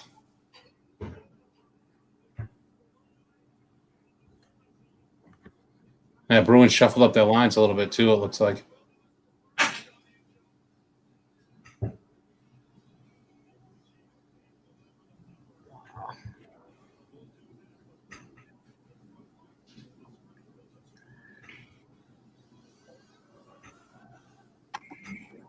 All right, boys, I'm back.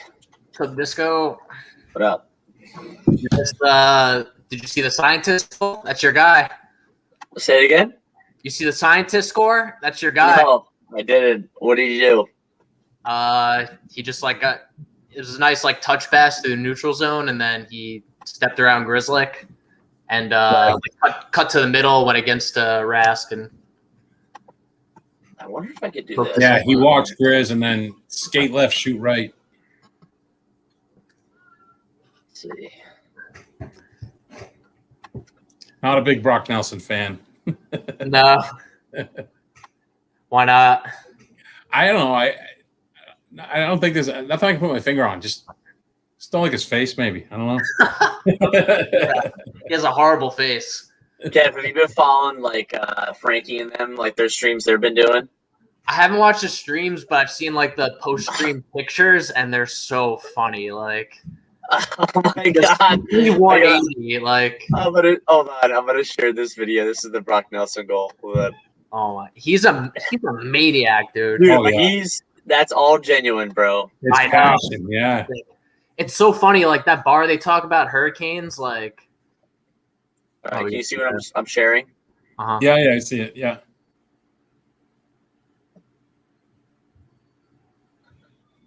He's so upset.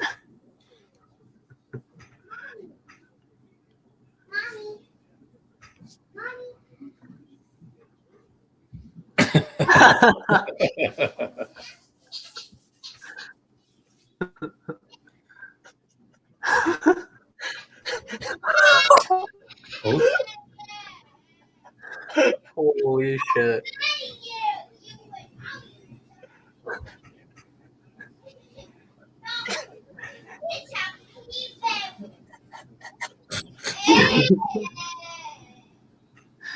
He looks like he just scored a goal in the World Cup final. Oh, I love it. That shit's so great. I'm glad they let him go to one of the games because, like, yeah, I get like the streams are cool, but like not being able to be at the game, that would kill me. Yeah. Oh, yeah, for sure. Oh, McAvoy's back out on the ice.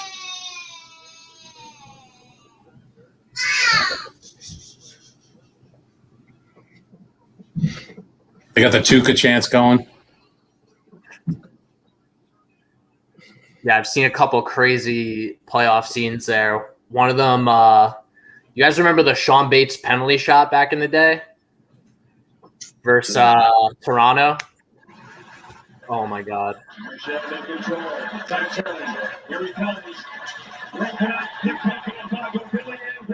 Sean Bates stole the match. Oh.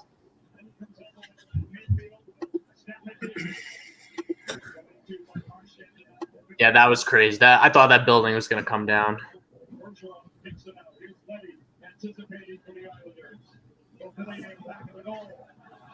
Oh, here we go. Oh.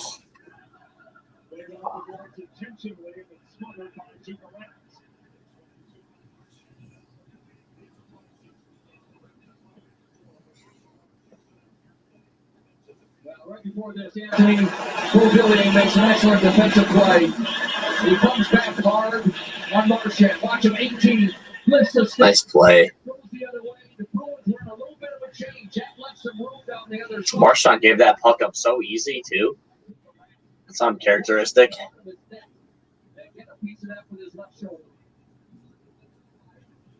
So Billy turned 24 yesterday. Terrific future and a great fit on this line with Nelson and Bailey.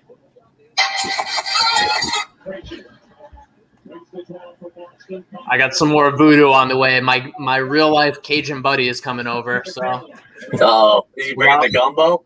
we got all Louisiana on our side, boys.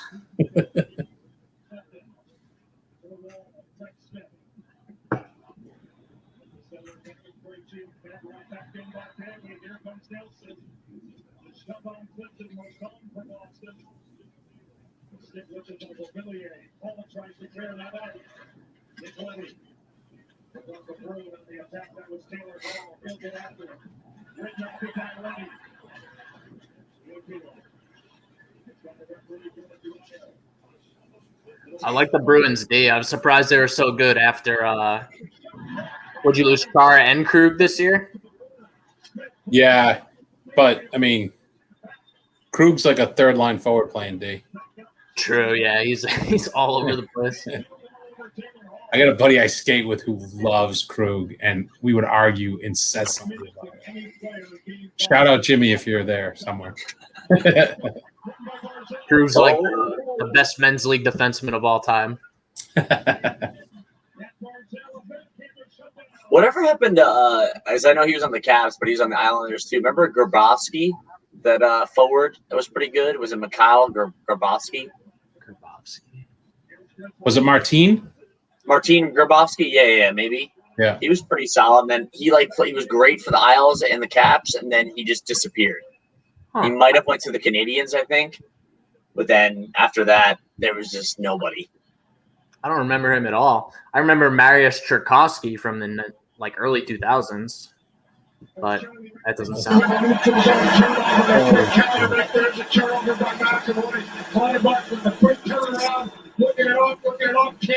Dude, the Isles are getting a ton of chances. That was just a 3-on-1 that two could grab.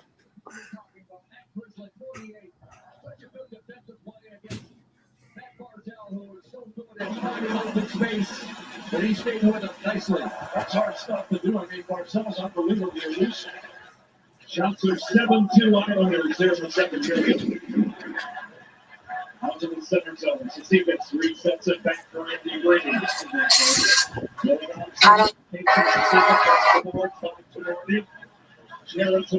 Finish off that coming off. Stevens will blind out with it. Set up by Pirelli. And Chucky for it. Matt Martin for the Islanders will punch it back. Lozon will take over. Jeremy Lozon. He's going to get like 20. You have a favorite Islanders fourth liner? The pass from Noah Dobson. Up the center. John Pirelli. Defended by Pellick. Drawn back by Bradshaw. He wasn't listening. Yeah. Say again. Go to me. You have a favorite Islanders fourth liner? It's like picking your starter Pokemon. You got to pick Suzuka, Clutter, or Matt Martin. I mean, I would pick probably Matt Martin all day. Him and Barzell are probably my favorite Islanders, if I were to guess. Oh, if I were that's to pick one. Or I honestly, I mean, I'll always root for my former Cavs, Varlamov, even though he had that the issue in Colorado where did he kidnap his kid or something? Some weird shit that happened in Colorado. It was something like I don't know. Let me look it up. It was weird. That sounds like a family law client through and through. That sounds like a domestic law issue to me.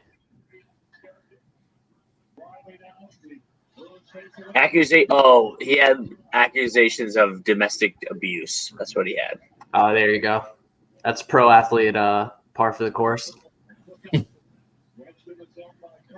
Soviet Russia, we beat the kid. Oh, that was a broken twig. Holy shit. In Russia, police call you. You no call police. Yeah, we are police.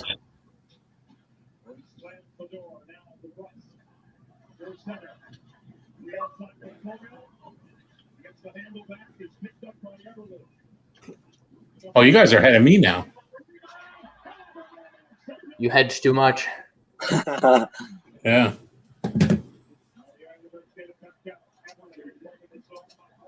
Let's catch up on the next commercial. Oh no! I just turned the game off.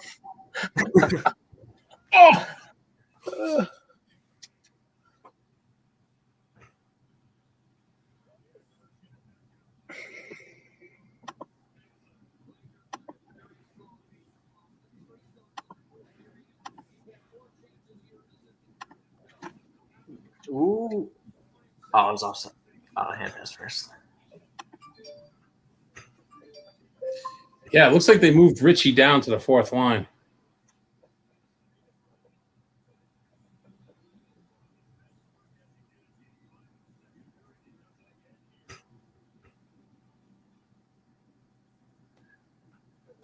Has Charlie Coyle been looking any better? I know he wasn't really.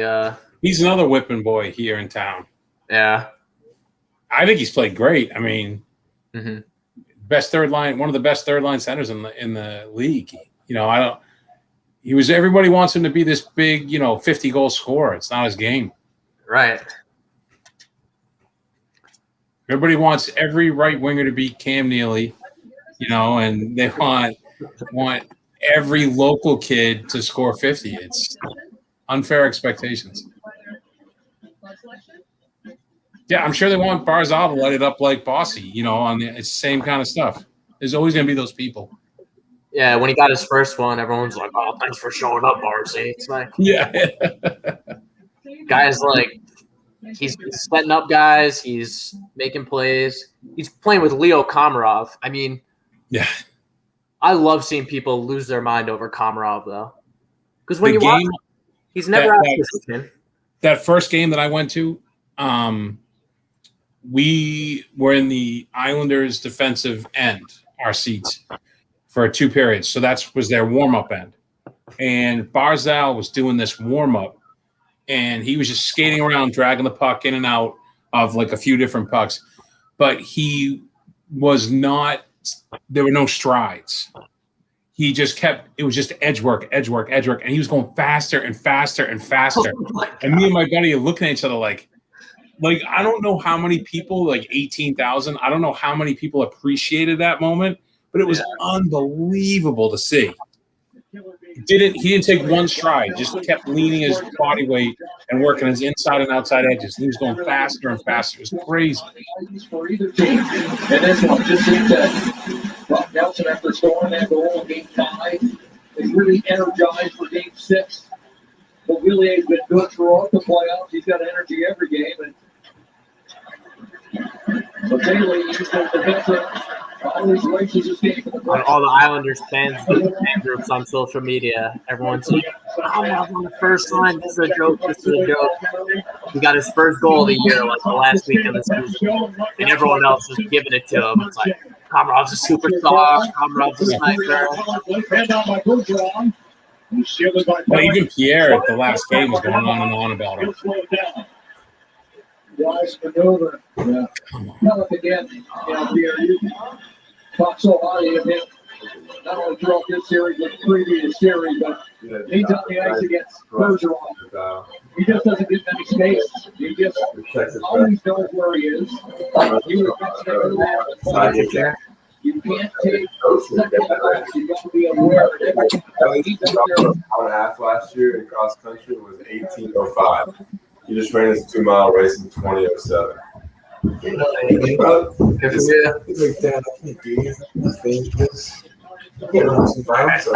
I pulled the Doc Brown. You want to say hi to the stream? What's up, guys? This is Howie. Hey, What's up, Howie? I'm a hockey virgin, so let's watch this. Howie's the man. You better be rooting for the island. Yeah, we don't watch hockey too much down here. Whoa, Howie! Are you kidding me? You guys are ahead of me. The good voodoo, dude. The good voodoo. Yes. I am an Islanders fan because of my boy over here. Well, as soon as you showed up, they scored, so that's a big deal right there. Yeah, you guys are ahead of me. God damn it. Orange and blue, baby. Got that Cajun hot sauce on the game, baby. the Cajun hot sauce. Oh, there we go. A little decriminalized activity. Is that Brock Nelson again? Yeah. Oh, There you go. yes. Either one of them could have scored there. Yeah. That was wide open.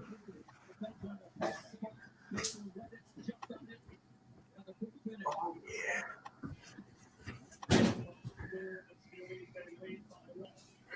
All right, Howie, one thing you should know about hockey. A two-goal lead is the worst lead to have in hockey. Why is that? All right, it just is. That's just everyone knows it. Be comfortable? I guess you get complacent, and then all of a sudden you're only up one, and then the other team's buzzing before you know it. I already told Brownie though we're in New Orleans. There's only one black and gold in New Orleans, so this Bruins stuff is not welcome.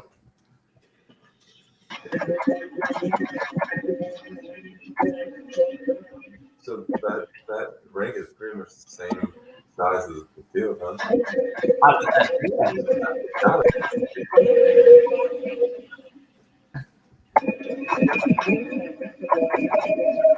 Oh.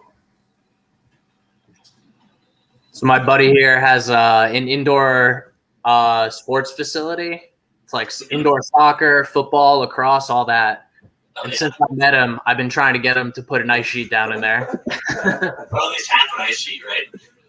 Exactly. At least the synthetic stuff. Yeah. Yeah. That's the only thing New Orleans is missing. There's no ice in New Orleans. Is it roller? It must be roller, right? No? No roller rink, nothing. Have a rink out in Lafayette. That's 2 hours.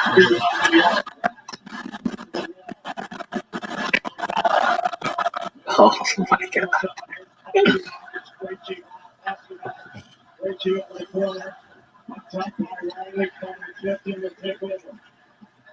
He's hounded by Josh Bailey, tossed it off. Now ready it back out to the center zone. Under 6 minutes left in the second period. Into the change for Bruce Cassidy. Told me this morning that he had no plan. Crossman walked in and scored immediately. And out back in. Uh-oh. I'm always a fan.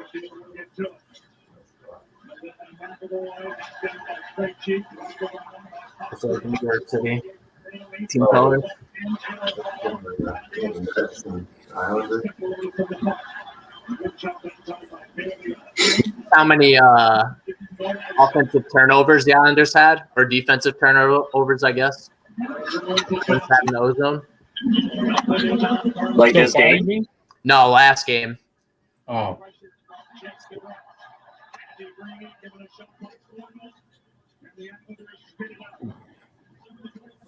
That's Josh Bailey's second assist of the game, too. Yep. Him and Brock Nelson, homegrown.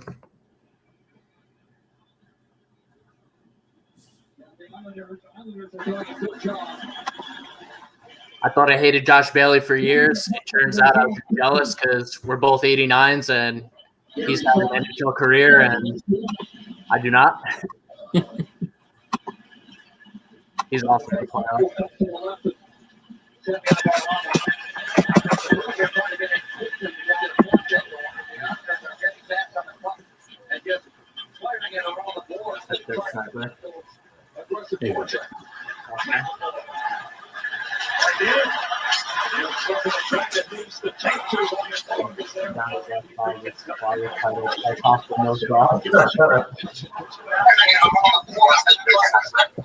Yeah, an open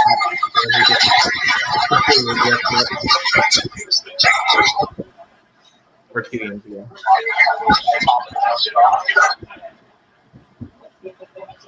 I love when they I don't know why. That's cool.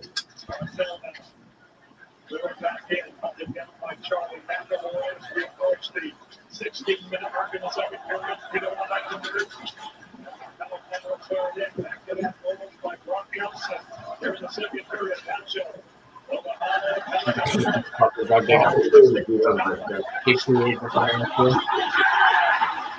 Oh no! Hey, Oh no! Oh man! They call that a no goal? No, that's a good goal, dude. Oh, hey, man. make Howie go sit in the other room. Yeah, you can tell Howie to leave, I guess. Oh, man. Is there a Bruins fan? Yeah, Brownie's our Bruins guy. After every Bruins game, Brownie has a blog out within like 8 seconds. It's ridiculous. He caught every single game he covers. So I know he's holding it together right now.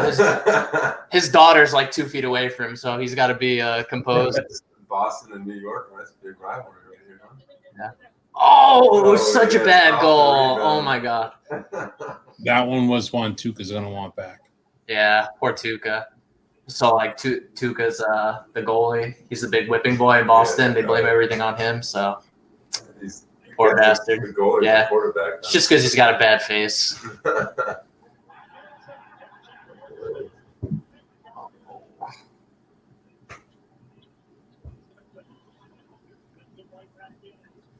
And our boy who scored was our big free agent this season.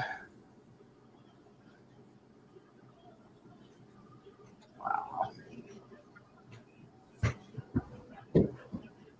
It seems like they're playing a lot on their side of the ice.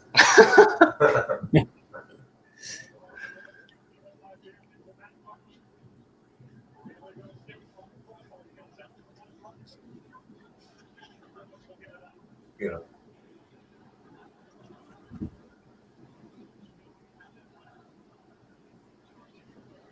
Yes, so the lacrosse guys, they actually, on the players' boxes, they built it indoor, so they have an indoor-outdoor on each side. The Oh, players' cool. boxes now, so it's pretty dope, actually.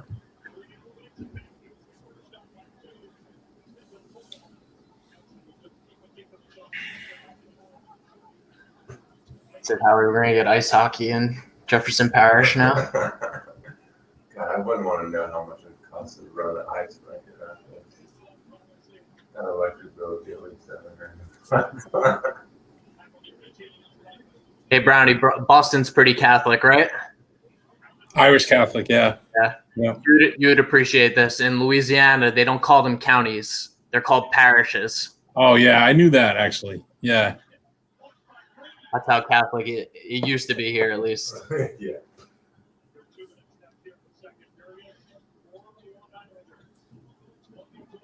Oh, come on. Need one here, Brownie. Oh, yeah. Loose. It's loose. Oh, Taylor Hall. Oh! It's loose! Oh, my God. Wow. I'd like to see a replay of that. It looked like Taylor Hall just cross-body blocked Varlamov. Do we think somebody on the Bruins has to fight an Islander right here to get some momentum? Or Why would an Islander fight, though? no? Well, true. I mean, if I was a Bruin, I'd be trying. Yeah, but Matt Martin's going to step in front of everybody. True. It'd be who has the balls to fight Matt Martin. Yeah, exactly. Do you remember Boomer Esiason, Howie? Yeah. Yeah, Matt Martin's married to his daughter. Oh, really? Yeah. Oh, And really? he's I got- didn't know that. Absolute weapon. Oh, yeah. Yeah. She's like ninja stars, dude. Yeah. That's crazy. Yeah. And he's like the biggest, like, muck it up grinder, fourth line, like, blue collar guy out there.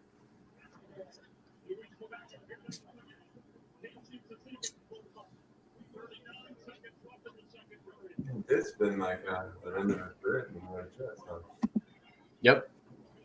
Yep. He ended up staying on Long Island. He does like sports radio out there. Pretty sure he hates the Islanders. I've always liked Boomer. Oh, lefty. He brought the Bengals to the Super Bowl. Thing. It's pretty decent. Yeah. Oh! Oh my God. You should get a ring just for that. Yeah, seriously. I saw where like nobody has ever texted the Bengals have won a playoff game because like the first text was invented in 1994 and the last Bengals playoff win was in 1993. So nobody had ever texted any like the Bengals won the playoff. That's terrible. That's a long time. Taylor Hall just dove on top of him. Look it up. Yeah, he did. Well, good thing he's 108 pounds, or else I might have hurt. Who sent that picture of the thumbs the other day? Oh, I did that. Yeah. That is spot on. That's Taylor Hall, all teeth. It's gonna be huge, huge dome.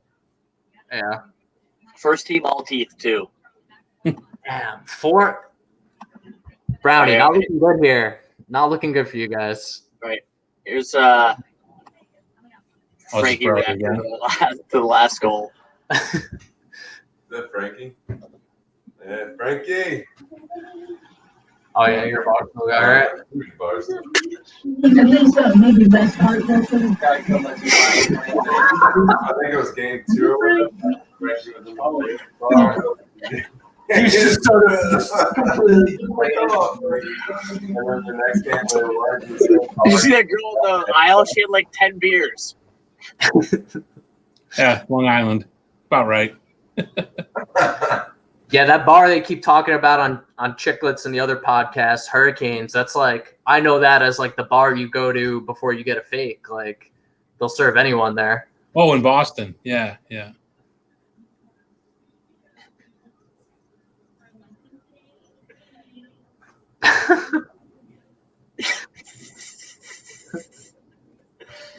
Dude, everybody's got the same shoes on. So it's a uniform. Oh, that's so great. Uniform place.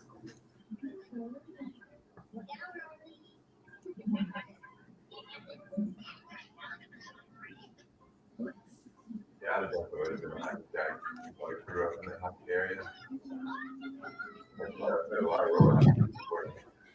The kid who lives in New Orleans is texting me. He's like, "That was a weak goal under the arm." Yeah. He's a former goalie. Oh, okay. Yeah, poor Tuca. That sucks. I wonder now if Swayman comes out for the third. You got to do something drastic because Well, at this point, you're down 4-1. You got 20 minutes left in your season. Do you put Swayman in to kind of see if it fires the boys up, you know? yeah.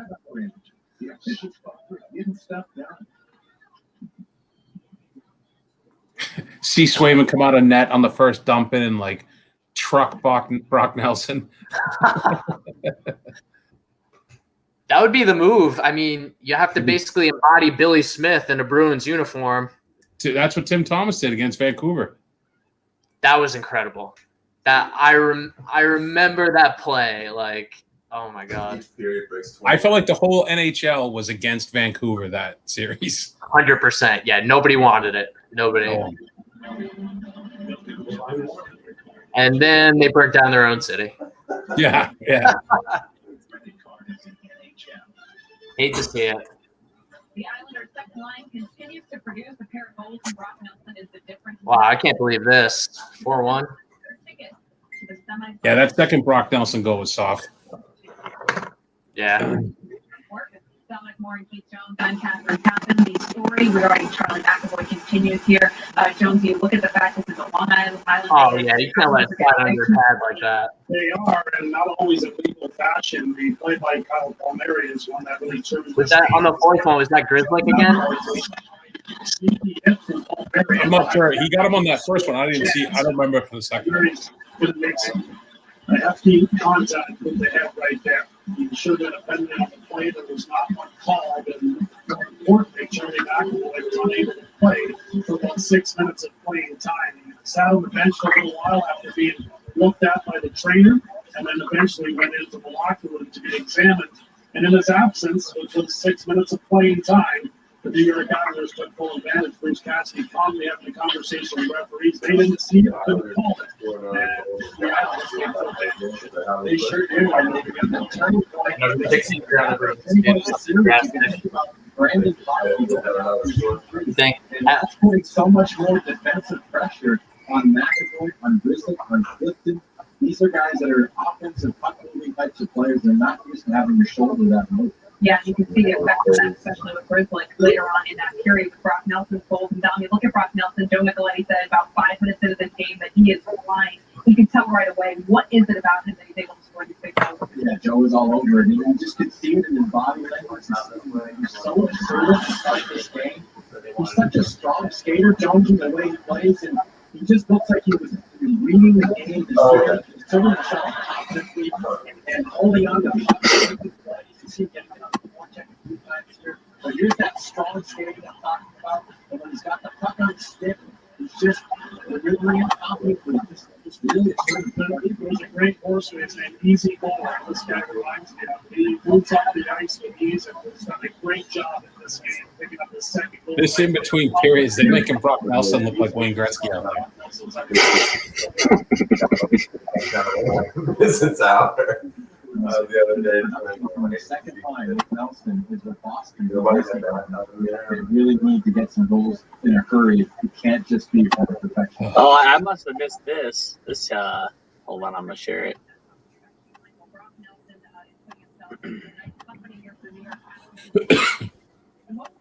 Must have missed this hip check. Oh, yeah, that was right after the goal. Yeah, I took Corrali for a ride on that one. Love me a good hip check. Yeah. Love me a good hip check. Yeah. Literally. She walked in 2-0. Got the Howie bump on these goals here. I know. Hey, it was 1-1 when I looked at the score, so. Got 2 when I walked in the door.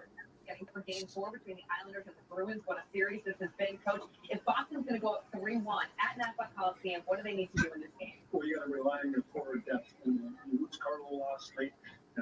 Surprised somebody hasn't picked up JR yet. I think it's been in a long time, enough time in between that Chicklets interview that I'm surprised someone hasn't tried to give him a shot. I mean, who knows behind the scenes, though, if he's a complete pain in the ass to work with, you know? Hell, he was with NBC for a while though, no? Yeah. I mean, he seems like a good guy. But who knows? Yeah, I guess. So he played in Massachusetts in high school. I think he played for Thayer, if I remember correctly, Thayer Academy, and they played a schedule against the Catholic schools. And I had a buddy who played for Marion High School, which was the Catholic school in Framingham, where I grew up. About 20 minutes outside of Boston. And they played when I think it was Ronick a junior. And Thayer won I think 8-1. And Ronick had 7 goals and an assist. It was like he was like an adult playing against Pee-wees.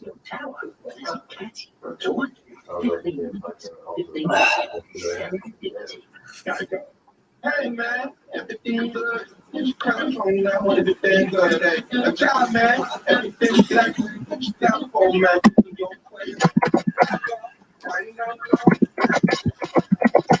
Brownie, was Wallstrom like a thing in Massachusetts when he was coming up? I heard he was. Yeah, when he did that mini 1-on-1, when he did like the lacrosse goal kind of, but like in a spinorama. Yeah. I remember watching that when it happened, and everyone was like, "Holy shit! Did you see this kid?" Because I want to say he was like 12 or 13, maybe 14 when he did that. And yeah, I put it in. I put that highlight, that clip. I found it. I put it up in one of the forced meetings between the Bruins and the Islanders this year. And the best was Catherine Tappan after the game, because I think she was still working for Nesson. She was like, "You think he practices that move?" And it was like, "Yes, Catherine, I believe he practices that move." I don't think that's the first time his body has done that maneuver. Like, I think she meant it a joke, but her delivery was like very dry, and it was, "Were you joking? Were you not?" Oh, here's the stone ball. And this is how it ended. Yeah, and typical Mark Stone.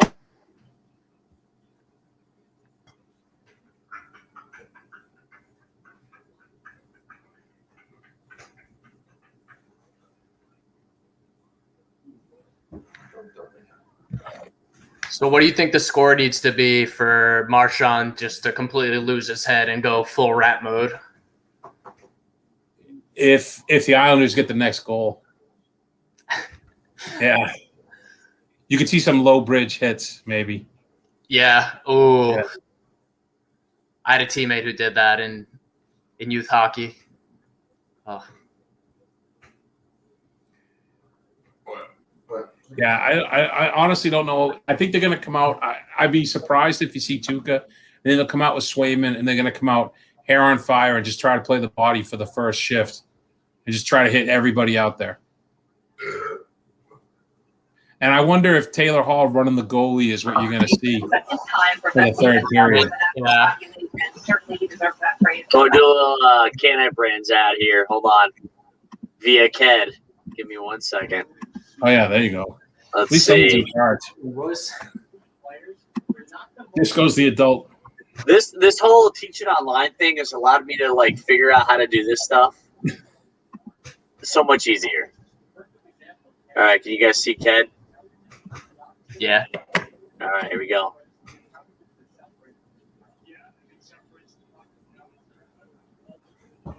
I don't hear him, though. You can't hear him? Nah. I see that stupid Ranger logo on his forehead. And are they frozen? Can you hear him now?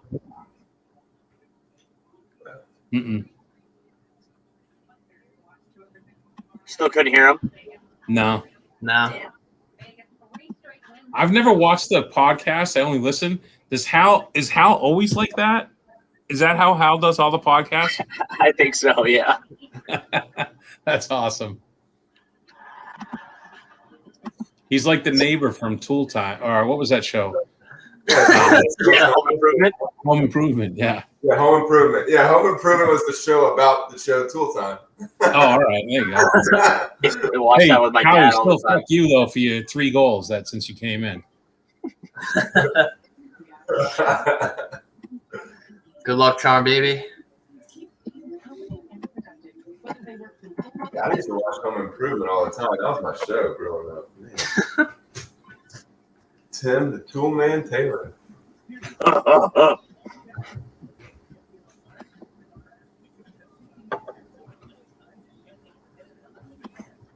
My dad is literally that guy. Like, at home, do everything yourself and get it right the second time. You know? More power.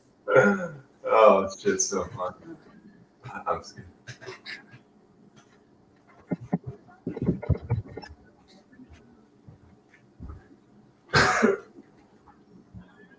Oh man. You want water or anything? I'm good right now. I haven't had this before. It's pretty good. Yeah. I like the herbal. It's hard to keep up which one makes which because, like, There's so many down there. yeah, gnarly barley makes it juicy. I know that. At least I know, like, all of them are distributed from different people. So. And Brownie was saying his friend who moved down to New Orleans from Boston, he's at some bar on Chapatulas called Vic's. There you go. You said it right, man. Are you proud of yourself? Yeah, I can say Chapatulas. Yeah, I bet no one watching this can spell the word Chapatulas. Yeah, Literally impossible. It's impossible. Unless you have a picture of it. The first 3 letters, I'm pretty sure, THY. So, like everybody's done. You're like, should be in the spelling bee. yeah. Chapatulas. No, that's what. So you moved down up to a bar. Said there's like a hockey bar Oh, yeah. called Vic's out on Chapatulas. Nice. Shit. If we could draw a crowd, I'll make our spot hockey. Right? Spot. Just make a bar, hockey bar over there. Right. You ever been to the Hockey Hall of Fame disco? I have not. Where's that at? Toronto. So I went to college like an hour and a half from Canada for 4 years, and I didn't make it to Canada one time. That's my one regret. I got made to Niagara Falls, but never made it across the border. Oh wow. Yeah, that's as far as I've gone. But yeah, they have like a thing I think would go really well in a hockey bar. They have like just a blocker, catcher, and goalie stick. These foam pucks and a bunch of sticks and a net. Oh, It's like you're walking through the Hockey Hall of Fame and like, man, I wish I could shoot or play right now. And then all of a sudden, out comes the gear. And then you could just play with your buddies for a few minutes. And they have a little video thing you watch yourself play too. Oh, that's cool. Yeah, they used to have it. You could take shots, and everybody would get like we go up there for tournaments, and so all the teams would go. So everybody's egging you on to get up there to like I'm gonna unleash one, and it's like 47 the speed, 53. Listen, I've changed it up. I went with the Letterkenny Shamrocks. Oh no! Dude, He's got the luck of the Irish. I love Letterkenny. That's one of my favorite shows too. I think I'm in the right spot over here. 100%. With my people. You're more. Letterkenny's so damn funny. That is a great show. I think it's still underrated too. Like I feel like a lot of people don't know about it. Like I got into it late, and like it was one of those shows for me. I just like couldn't stop watching it. I saw it on one of my news feeds on Facebook I'm a salt and pepper kind of guy. So when they're talking, there's a scene of them, how they eat their steak. It's like salt and pepper. Down the pipe. I'm like, all right, I can watch this. I think the first time I ever got exposed to it was when I saw it on YouTube when like they did like the hockey chirps when Riley and Jonesy roll up in the Jeep. Like I saw it on YouTube and I thought it was just like a YouTube sketch and I was like, oh, that's pretty fucking funny. But like I didn't like watch the show. I was like, oh, that's a real show. They got lots of episodes and seasons. Oh yeah. Have any of you guys watched the new Mighty Ducks on Disney Plus yet? I watched like the first 10 minutes. I couldn't get through it.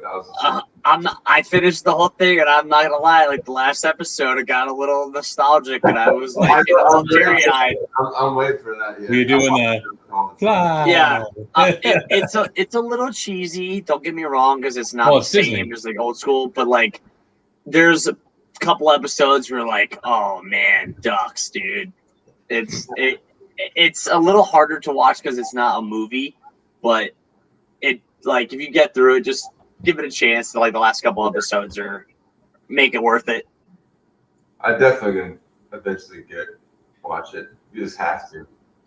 So I got a couple of buddies that I play with, and so back to Letterkenny, I would for the longest time this season, I would put a Letterkenny reference in my blog at some point in the blog. And if they caught it, it was one against me. But if they didn't, it was one for me. Some of them were like super obvious. I'd be like, oh, the Bruins come out for the third and pitter patter. You know what I mean? Like super obvious. Awesome. But then I would slide ones in the middle of a paragraph. And the next day they'd be like, oh, you didn't do one. And I'd highlight it and send it to them. Just a little fun, stupid game. Oh my god, that's great. That's funny. English teacher. Do y'all have do y'all have season tickets to where y'all are at? No. So Bruins, that would cost you like a second salary, huh? So Yes. let me know. Yeah, I'm curious to know about this. So I have season tickets to the Pelicans. I just bought them. I got 20 rows up, 4 seats on the aisle for $8,000. How much would that cost for 41 NBA games? How much would that cost for a Bruins? Like corner 20 rows up? 20 rows up is like first section 1 something for the Bruins. Yeah, that's probably, low. That's like I'm right behind the visiting bench, and I'm I want to say those are like 150, 175 face for regular season. So that's no offense, but none of us are affording those tickets in Boston. my roommate has. How many games are in a season for hockey? Same as NBA, 82. So 82, so you get 41 home games. So it's a good comparison. All right. My roommate's son's season ticket holder. He was able to sell his Game 5 against the Lakers tickets. Mm-hmm. He sold 4 of them, like all for double or triple the face value. Like he got them for like $80. He sold them for like $280, $330, and like he sold one for like $550. Wow. And it's funny because this second round or whatever it is, the semis, it'll be cheaper than the Lakers series. Oh, it's the matchup, right? Yeah. They're playing the Nuggets, dude. Nuggets are a nobody. So last 2 years, before I had my business, I just had nosebleed seats, a pair for me and my son. I bought them the day after we won the lottery. I was like, yeah, we're getting buying tickets. So then they were $745 for the pair. It was absolutely. What happened to a stick? Oh, Brownie, you gotta have that, buddy. No, that was it. How did that not go in? But yeah, I think I paid $745 for a pair of nosebleed seats. It was like giving it away. Yeah. So when the Lakers came to town, I literally put $200 for each ticket, and somebody bought them the second. I was like, damn, I undercharged these motherfuckers. So I literally paid for half of my season tickets on one game with the Lakers. Yeah. I was like, man, it was always the Lakers and whoever. I feel like you buried the lead there. Did you say you won the lottery? It felt like I won the lottery. Oh, all right. With selling the tickets. Yeah. That's the thing with basketball and for hockey. Like one game pays for the whole season. Okay, I'll take that. I like sitting a lot higher for hockey games. Like NBA, I would obviously be close to the court, but hockey, if I'm like, I don't think I would ever want to sit on the boards ever. To be honest with you. Once, just to do it. Yeah. Or if I was sitting like right behind the players, like that'd be cool. Or like the penalty box. You want those two seats in between the two penalty boxes, just one time. No, I understand what you're saying. I actually coached track and field at a high school, and I feel the same way. When I'm always constantly on the field watching, but when we get to go to big stadiums and stuff, and I always go up to the top and just watch it. It's a different view. You get to see so much different stuff. Hey, I don't know if you follow Peter Blackburn on Twitter, but he says the good news is that the Bruins have never erased a 4-1 deficit in an elimination game ever. Thanks, Pete. Oh, it would have been great if they had scored right then. Yeah, that would work perfect. Or anytime, actually. Hey, they're getting plenty of chances. Uh-oh. How many Stanley Cups has the Bruins won in the last 20 years? 1. 2011. 2011? Okay. So, just like a Saint, we've got one in our 50 years, 54 years or whatever we had. Not like the Saints. They have a proud history. Dude, Michael Thomas is next level. Freaking animal, He's man. sick. I love him. So I had season tickets for the Saints. I chose to give those up. But they were like, for the 8 tickets, I was way up in the nosebleeds. I bet those weren't cheap. They were, I think, it was $2,500 for the pair. So like literally, the Pelicans is like 80% cheaper than the Saints. How far is LSU from you guys? Baton Rouge is about an hour away. I would almost rather get season tickets for that, to be honest with you. Oh, those are probably more expensive. Yeah, true. Yeah. It's just an experience to go tailgate there. Have you gone to an LSU Bama game? Oh. At LSU? I've been to, I think, 3 or 4 of them. I've been to the stadium 3 times. I tailgated for 2 of them. They're probably sick. I was the one game when TJ Yeldon hit the screen pass at the end to score to win. Like I'm not a big LSU fan, so I grew up in Gainesville, so I'm a big Gator fan. That's why I love orange and blue. Murder you. Murder you. That's how I hate the Canes, man. I'm a Gator.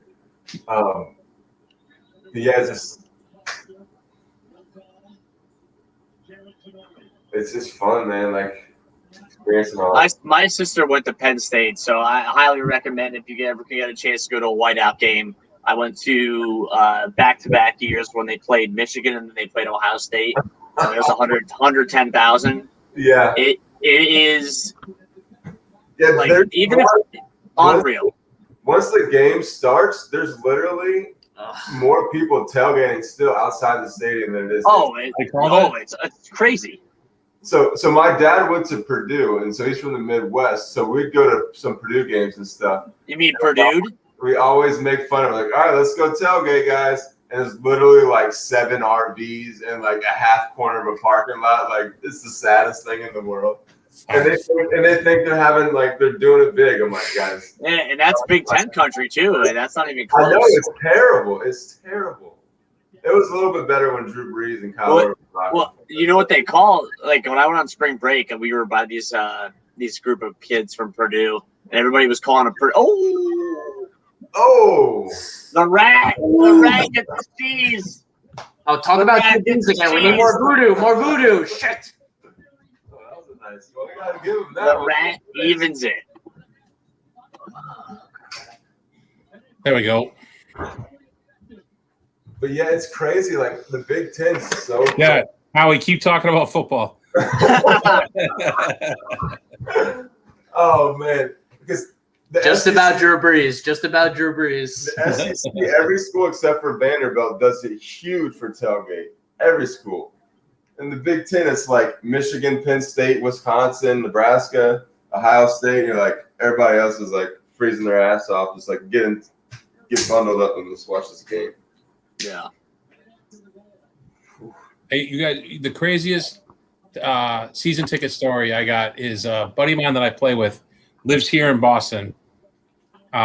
Great guy, CP. Everybody makes fun of us as the Wonder Twins because we'll like when we play together, D or forward, we crisscross constantly, and like guys that play center are like, you guys don't even talk. Like we don't need to. We just know where we're gonna be. Great guy. So he's born and raised in Pittsburgh. He has Pittsburgh season tickets, and he lives here in Boston. His goal every year is to make 20 games, half the season. I don't think he's ever done it, but he will go. He'll arrange it so when there's a big homestand, he'll go fly home or drive for like 5 or 6 days, catch like 6 games. What the hell does he do for work that he can do that? He's IT, so he can work remotely. Oh, Yeah, that's the way to go, man. But it's crazy, you know, when he's got season tickets to the Pens and he lives here. Has he tried? It's like he just won't move. He just won't move to PA. That's where you want to. Yeah, their son just graduated high school, so I don't know what'll happen now. But so now he's probably be like, "Hey, honey, can we please move to a PA now? So and so is out of high school." Hey, fuck the Bruins, boys. Got a shotgun, huh? There you go. Oh, I need another one quick. I'm gonna say next goal wins here. If the Bruins get one, I think they're tying it. That was a weak performance. Next goal wins. Okay, let's see this. Now we only got 2 shotgun beers left. We do not have enough for OT here. You gotta save it, boys. Take care. You gotta save a shotgun beer for a rally shotgun. So you gotta save one at least. The only extra I'll have is a 16 ounce. So that would be extra painful if the Islanders. Hey, all right. I'm gonna say right now, if they win it and clinch it, you have to shotgun that one. That's only fair. That's fair too. That's also fair. It's gotta fit. Celebratory. But we don't want to count our chickens. Don't jinx. No. Hypothetically. I'd be more disco influence in my life, though. These are the ideas we need. Oh, that's good. Penalty? Or no? Offsides. Oh, that was smart. Hand break. Also, shout out to the Islanders and the Bruins for not wearing those dusty, like, alternative jerseys like the Pens and the Oilers wore. Horrible. Yeah, the Oilers ones were really bad. They have, like, one of the best colors in the league. Wear that. Blue and orange looks great together. Yeah, agreed. Like, if the Bruins – I mean, even the Bruins yellow ones they wore for the Winter Classic weren't bad, but, like, the Penguins wearing those yellow ones were so disgusting. Yep. Black and gold. You got the Steelers, Saints, Penguins, Pirates. Did you see that guy on the Pirates yesterday that hit a home run and missed first base? Yeah, I did. What an idiot, dude! I I don't know if you saw like the Twitter replies, but people were like, it should count. Since he already hit it over, it should count. He shouldn't have to touch all the bases. Bro, you know how easy it is to touch a white base? Sober. No doubt. But like, this should probably fast forward. Like, if you like clearly jack a home run, like, it's like, can I just round them like real quick? Like, they already got rid of the automatic. Like, that would have been great for Mike Riley's first goal right there. If David Ortiz can do it, you could do it. I don't want to hear it. And if I can do it not sober in men's league softball, you can do it not sober. Yeah, you got the intentional walk down. It's like, all right, I'm intentional walking this dude. Like, let's get this over with. Like, come on. If you like moonshot it, like, do I really have to round all four? Like, come on. Oh man. But yeah, David Ortiz trotting around is badass. Oh, I loved it right after the Boston Marathon Massacre. I watched that live, and he goes, "This is our fucking city." And I'm like, did he just say that? Like, dude, trust me, I'm a Yankees fan. Yeah. I'm a Yankees fan, die hard. And that interview, this is our fucking city. I know it was great. Unreal clip. There is no surprise to me that as a Capitals fan, you're also a Yankees fan. I'm from New York. My cousins live in Virginia, and they're the ones that got me into hockey. So, all right. Got 3 teams to pick from. Disco. What part of Virginia? Islanders, Leesburg.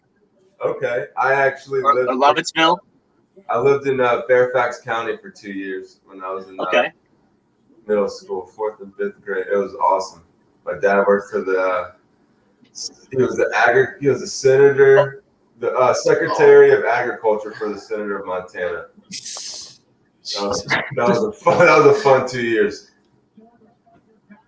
That's such a random job, Howie. I don't know.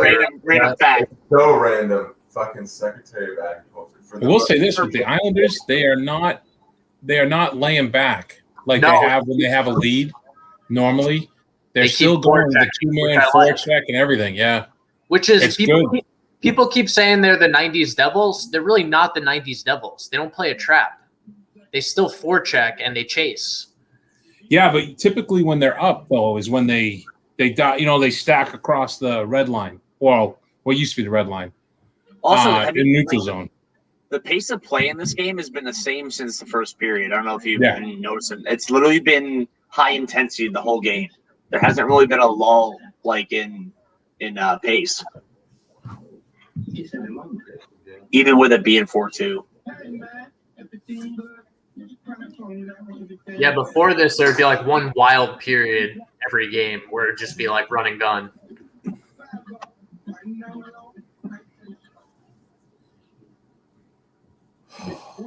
MVP experience on legendary hot steel towel caressing your face.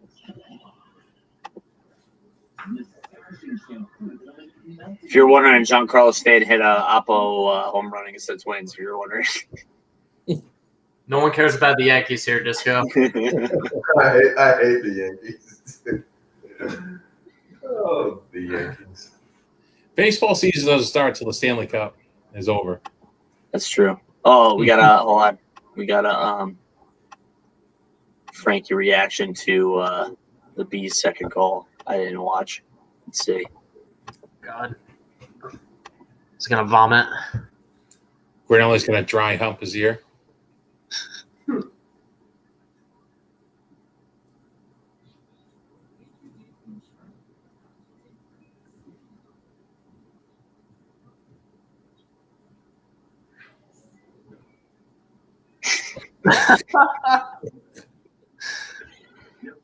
That's actually a sick Bergeron shirt Grinelli's wearing. Yeah, I've seen that. I saw that at the game when I was there. Oh, that's too funny.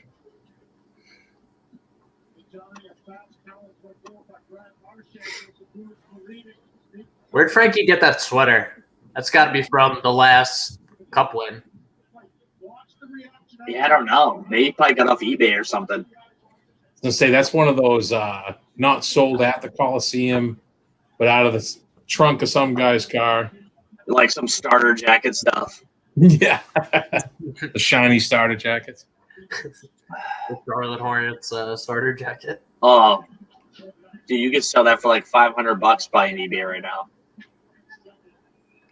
Oh wait, this is a common Howie complaint. The New Orleans Jazz moved to Utah. I want my fucking team's name back, man. You just found out? It's the Jazz name. It's fucking. You just found out. I'm not doing Bourbon Street shit. Look, I don't watch basketball at all, and I knew that they moved.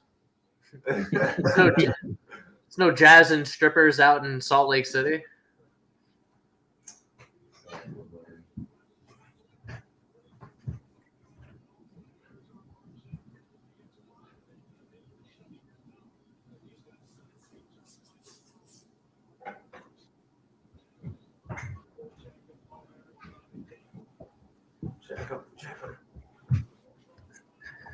That's what our high school coach said a couple times from the bench. Check him again. I'd say on the lacrosse league on Sunday, there's dude Kenny, you might know, but he's a pretty cool guy.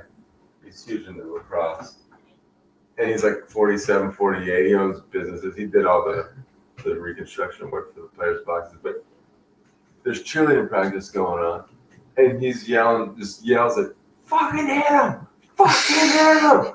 Fucking hit him!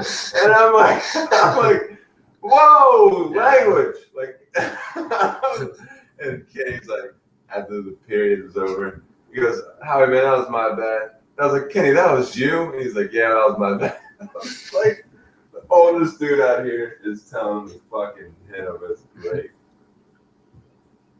Yeah, that's my bad.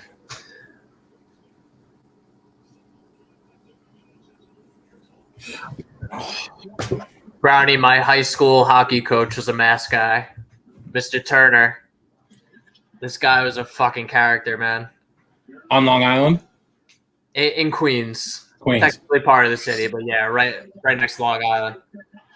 And his big quote was, if you score more goals than the other team, you're probably gonna win.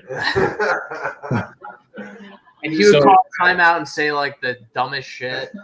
Years ago, in the old days, they had for the Bruins broadcast, they had Fred Cusick and Derek Sanderson was doing color.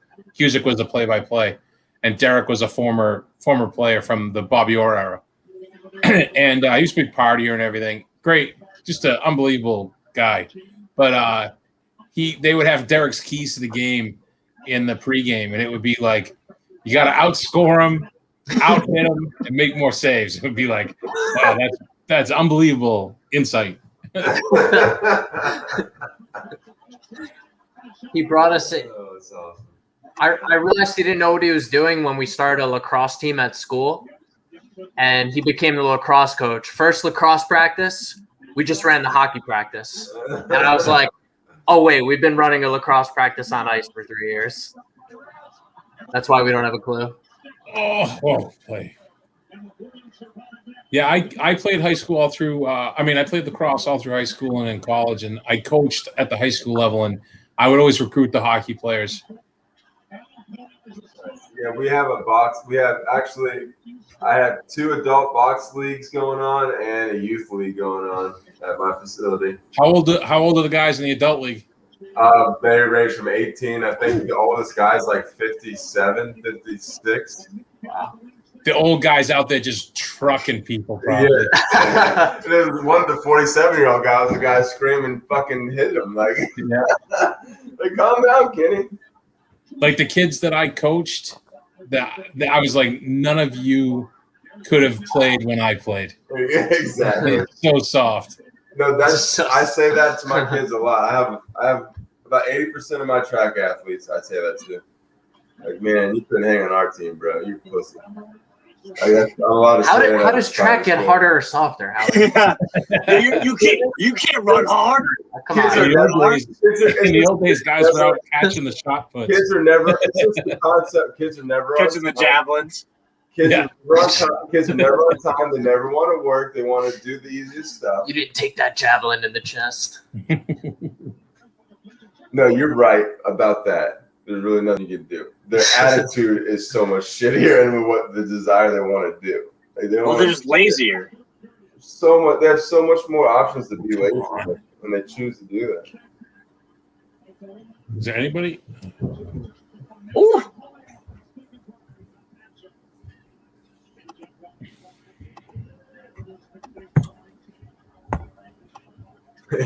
Yeah, it's like a jab on the chest.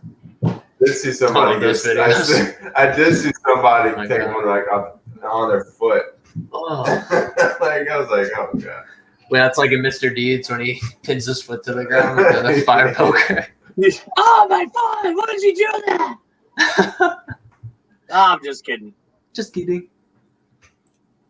Let's go, boys.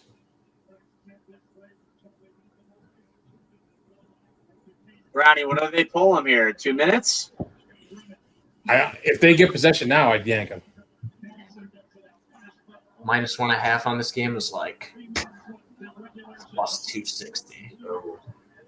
They can't get it deep. But I bet the money line plus like 125.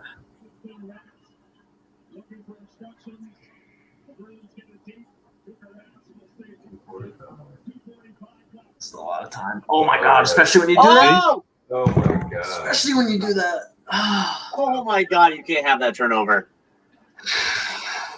Why is DeBrusque even on the ice? Yeah, he's got to be sitting.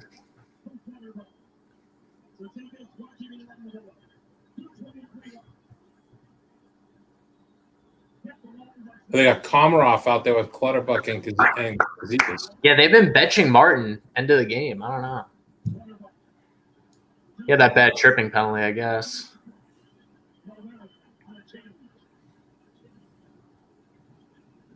Oh my God. Yeah, this is Islanders hockey right here. Just grinding you down. They just got more energy at the end somehow. Just controlling the puck too. Look at, but there's no sense of 4 years. urgency on the Bruins end. Nice. Number 4 is 40. Number 21 is like your age, mid-30s. Like, look at Riley. Get on him. Yeah, I know they're tired, but you got to chase though. I mean, you got 2 yeah, they're stopping at the goal GLE and they're not going. Wow. It's there's the Brust contribution. Cover.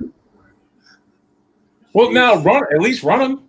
Sticky stick in there. Fuck. Yeah, you're not scoring. You might as well get suspended for. What are you gonna do? You gonna get suspended Yeah. for the first 2 games of next year? God damn. That's how you know a true hockey fan. So to run him, Kill him. I guess that, Well, I mean, at this point, you don't Yeah, see it you work, but have stick to- your dick in there. You got to get in there. Yeah. Last game of the year. Can't hold anything back now. That's right. I will say this about Komarov. He does have an all-world visor tilt. He's out there. He's It's out so there like obnoxious, this, dude. skating around. He has to look down his nose at you just to see you. Did they not pull him on the face-off? Oh no, they did. Yeah, they did. They did. Usually they toss him the top left. Oh, They just really? oh no, they did. Okay, that's it there. That looked really good.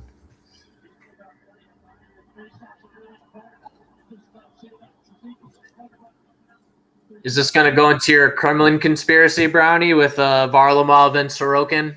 No, I got nothing on this series. It's all the Caps and the Lightning. Don't throw Komarov in that. He's from Finland.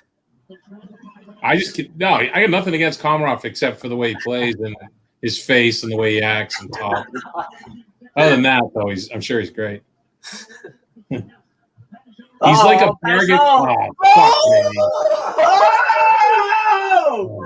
Holy shit! next goal wins.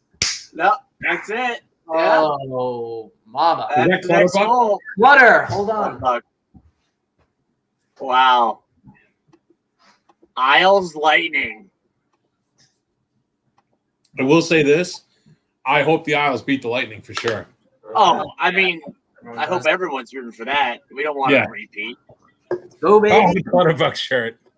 Squad. I was trying to set up in my bedroom earlier. I nailed this into the wall thinking I'd have a nice setup. Well, I had to nail Clutter's jersey into the wall because he's nails. But then the internet wouldn't work in that room, so. Came out now. That At place this is point, the roof if is anyone blew off. looked at this stream from the team I skate for, I should have gone to hockey. What a name. Did someone call a timeout?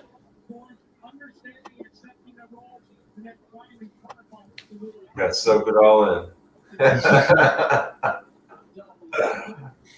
Shit.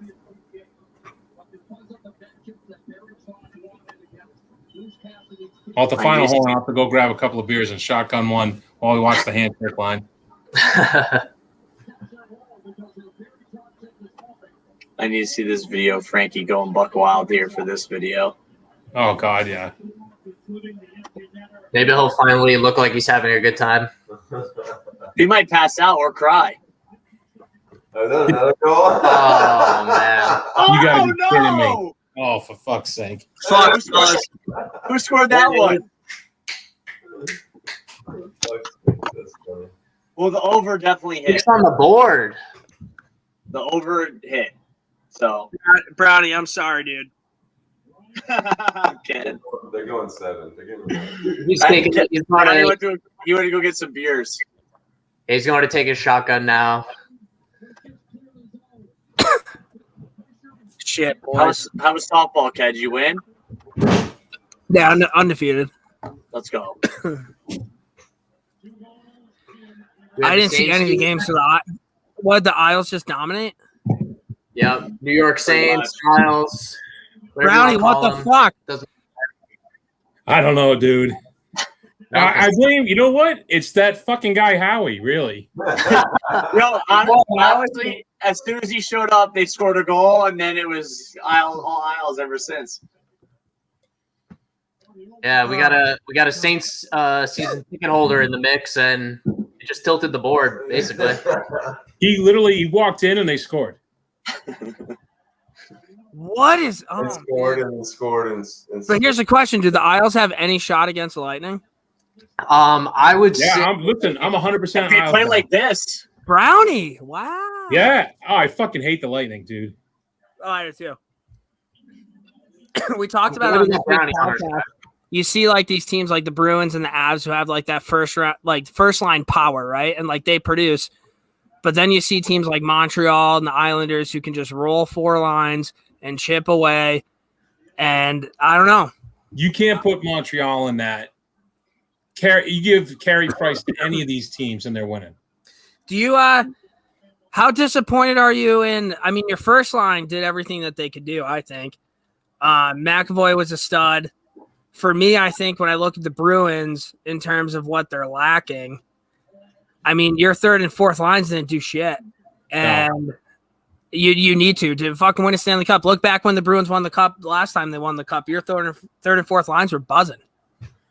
I got to be honest with you. I think some of that's got to be at Cassidy's feet because he didn't put in Frederick. Oh, he didn't play tonight? Frederick didn't play this whole series.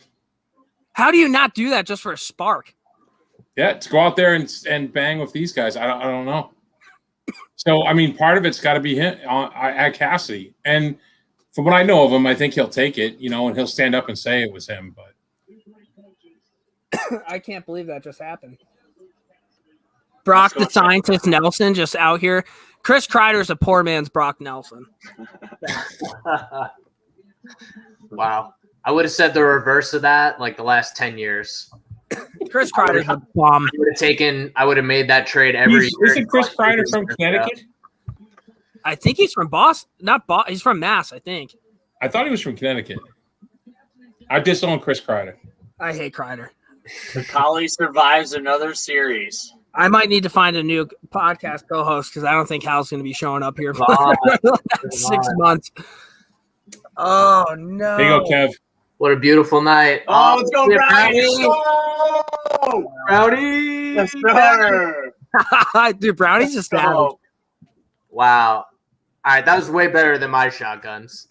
Well, now I get to shave my Andy Green beard, so. Brownie, you're looking like a snack. Oh. I can't believe they just lost. Oh, my God. I can't. Dude, that Isles Lightning series is going to be a tilt. You think so? I feel like it's gonna be. I don't know. I'll try and get my hopes up, but Lightning are fucking sick.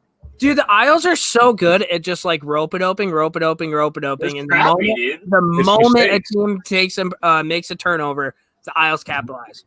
It's mistakes. That's all it is. And dude, it's little things. It's not like egregious turnovers. It's just like, oh, quick bounce, see you later. And that Coliseum, man. Wow. Unbelievable. X Factor, dude. Holy shit. I'm blown away. Barzal only has 2 goals. Dude, that's all depth. It doesn't matter. Everybody's chipping in. I mean, it's the morning skate curse. I chirped Paul Mary 2 podcasts ago, and then all of a sudden he decided to score a billion fucking goals. That one's on me. His beard back. Once his facial hair grew in, he was himself again. So are they getting rid of Taylor Hall, or do you want them to resign him, Brownie? Good question. I'd say it depends on what they do with Krejci. 100%. If Krejci comes back at a reasonable deal, then you got to re-up Hall. If Krejci walks or he goes to the Kraken, then you got to kind of rebuild that whole second line anyways. And they don't need to spend a lot of money on Hall. If they get Hall at a reasonable price, you can do something because Craig Smith's here for another, I think, 2 years. Look at, they didn't even give Varlamov a star of the game. That guy had a sick FDNY Islanders shirt. I kind of want it. Adam Pellick. What was the story of the game? Did the Bruins play well or they didn't play well? I think the story of the game was Varlamov. Yeah, because the pace of play, it was the high pace the whole game, both sides, and he just made some saves that Rask did. I mean, it wasn't even Rask didn't even play bad. It was just like I think Rask put in one soft one. On like 3-4 games, Varlamov gave up the first one, and tonight he didn't. So they had to lead the whole way. Brownie, does Haggerty already have a hit piece on Tuukka Rask ready to go? Is it already published? Yeah, probably. It's evergreen. It's like Mad Libs. He just fills in the dates and a few different things. That guy's such a hack. He's the worst. Did you ever hear the one where Marchand? He said he tried to give Marchand shit, which is a dumb move by any reporter. And he tried to give him shit about something, and Marchand was like, "No, you must have missed it. You were at the snack bar again." Yeah, and he said it in the whole scrum.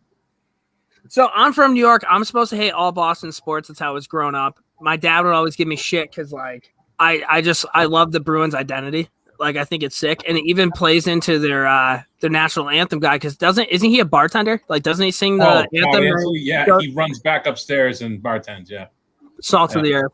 That's awesome. Here, Kev, this is for you. This is Frankie reacting to the last goal. The last goal. Let's go. Fuck, I hate that fucking guy. Island spirit animal, baby. Oh, I can't stand him. You must hate Long Island guys, kid. I'm not a huge fan. Yeah, as much you want to know what though? That's not fake. Like that guy fucking. No, dude, that's so real. Oh, that's so real. Oh, let's go. Isn't that his dad too? Yeah. What gets so, I mean, It'll make it that much better when they fucking lose.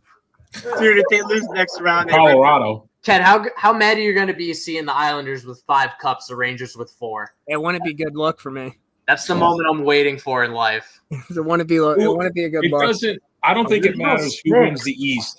The Cup champs coming out of the West. Do you think? It's going to be Vegas. Whoever wins Vegas, Colorado is going to win the Cup, I think. So I think if it's Colorado, I think Colorado would beat the Isles. I don't know if they beat the Lightning. Dude, the Lightning are so good. I hate the Lightning too, but like they are so deep. I wouldn't be surprised if that's 4. Why is it that no one calls Kucherov on his fucking shit that he Everybody says that too. I don't know. You hate it because he's not on your team, but if he was on your team, you'd love him. But the announcers don't even say anything. I sent a clip again. I'm up here like a fucking psychopath recording my TV and sending it to you guys in the group chat going, look, he did it again. Yeah, and Jenks, he's a fucking prick. So there you go, Jenks. There's your prick. All right, boys. Well, it was fun hanging out with you guys. I got to head out. Yeah, I'm going to head out to the bar for a little bit. Fellas. Yeah. Sorry, Brownie, but not sorry, no, Brownie. It's all right. Kev, congrats, buddy. Kev, I'm pulling for the Islanders the rest of the way. And I'll text you that kid's info. All right, boys. Take it easy. We'll hook up. All right, fellas. All right, See you later. You guys. Later, fellas.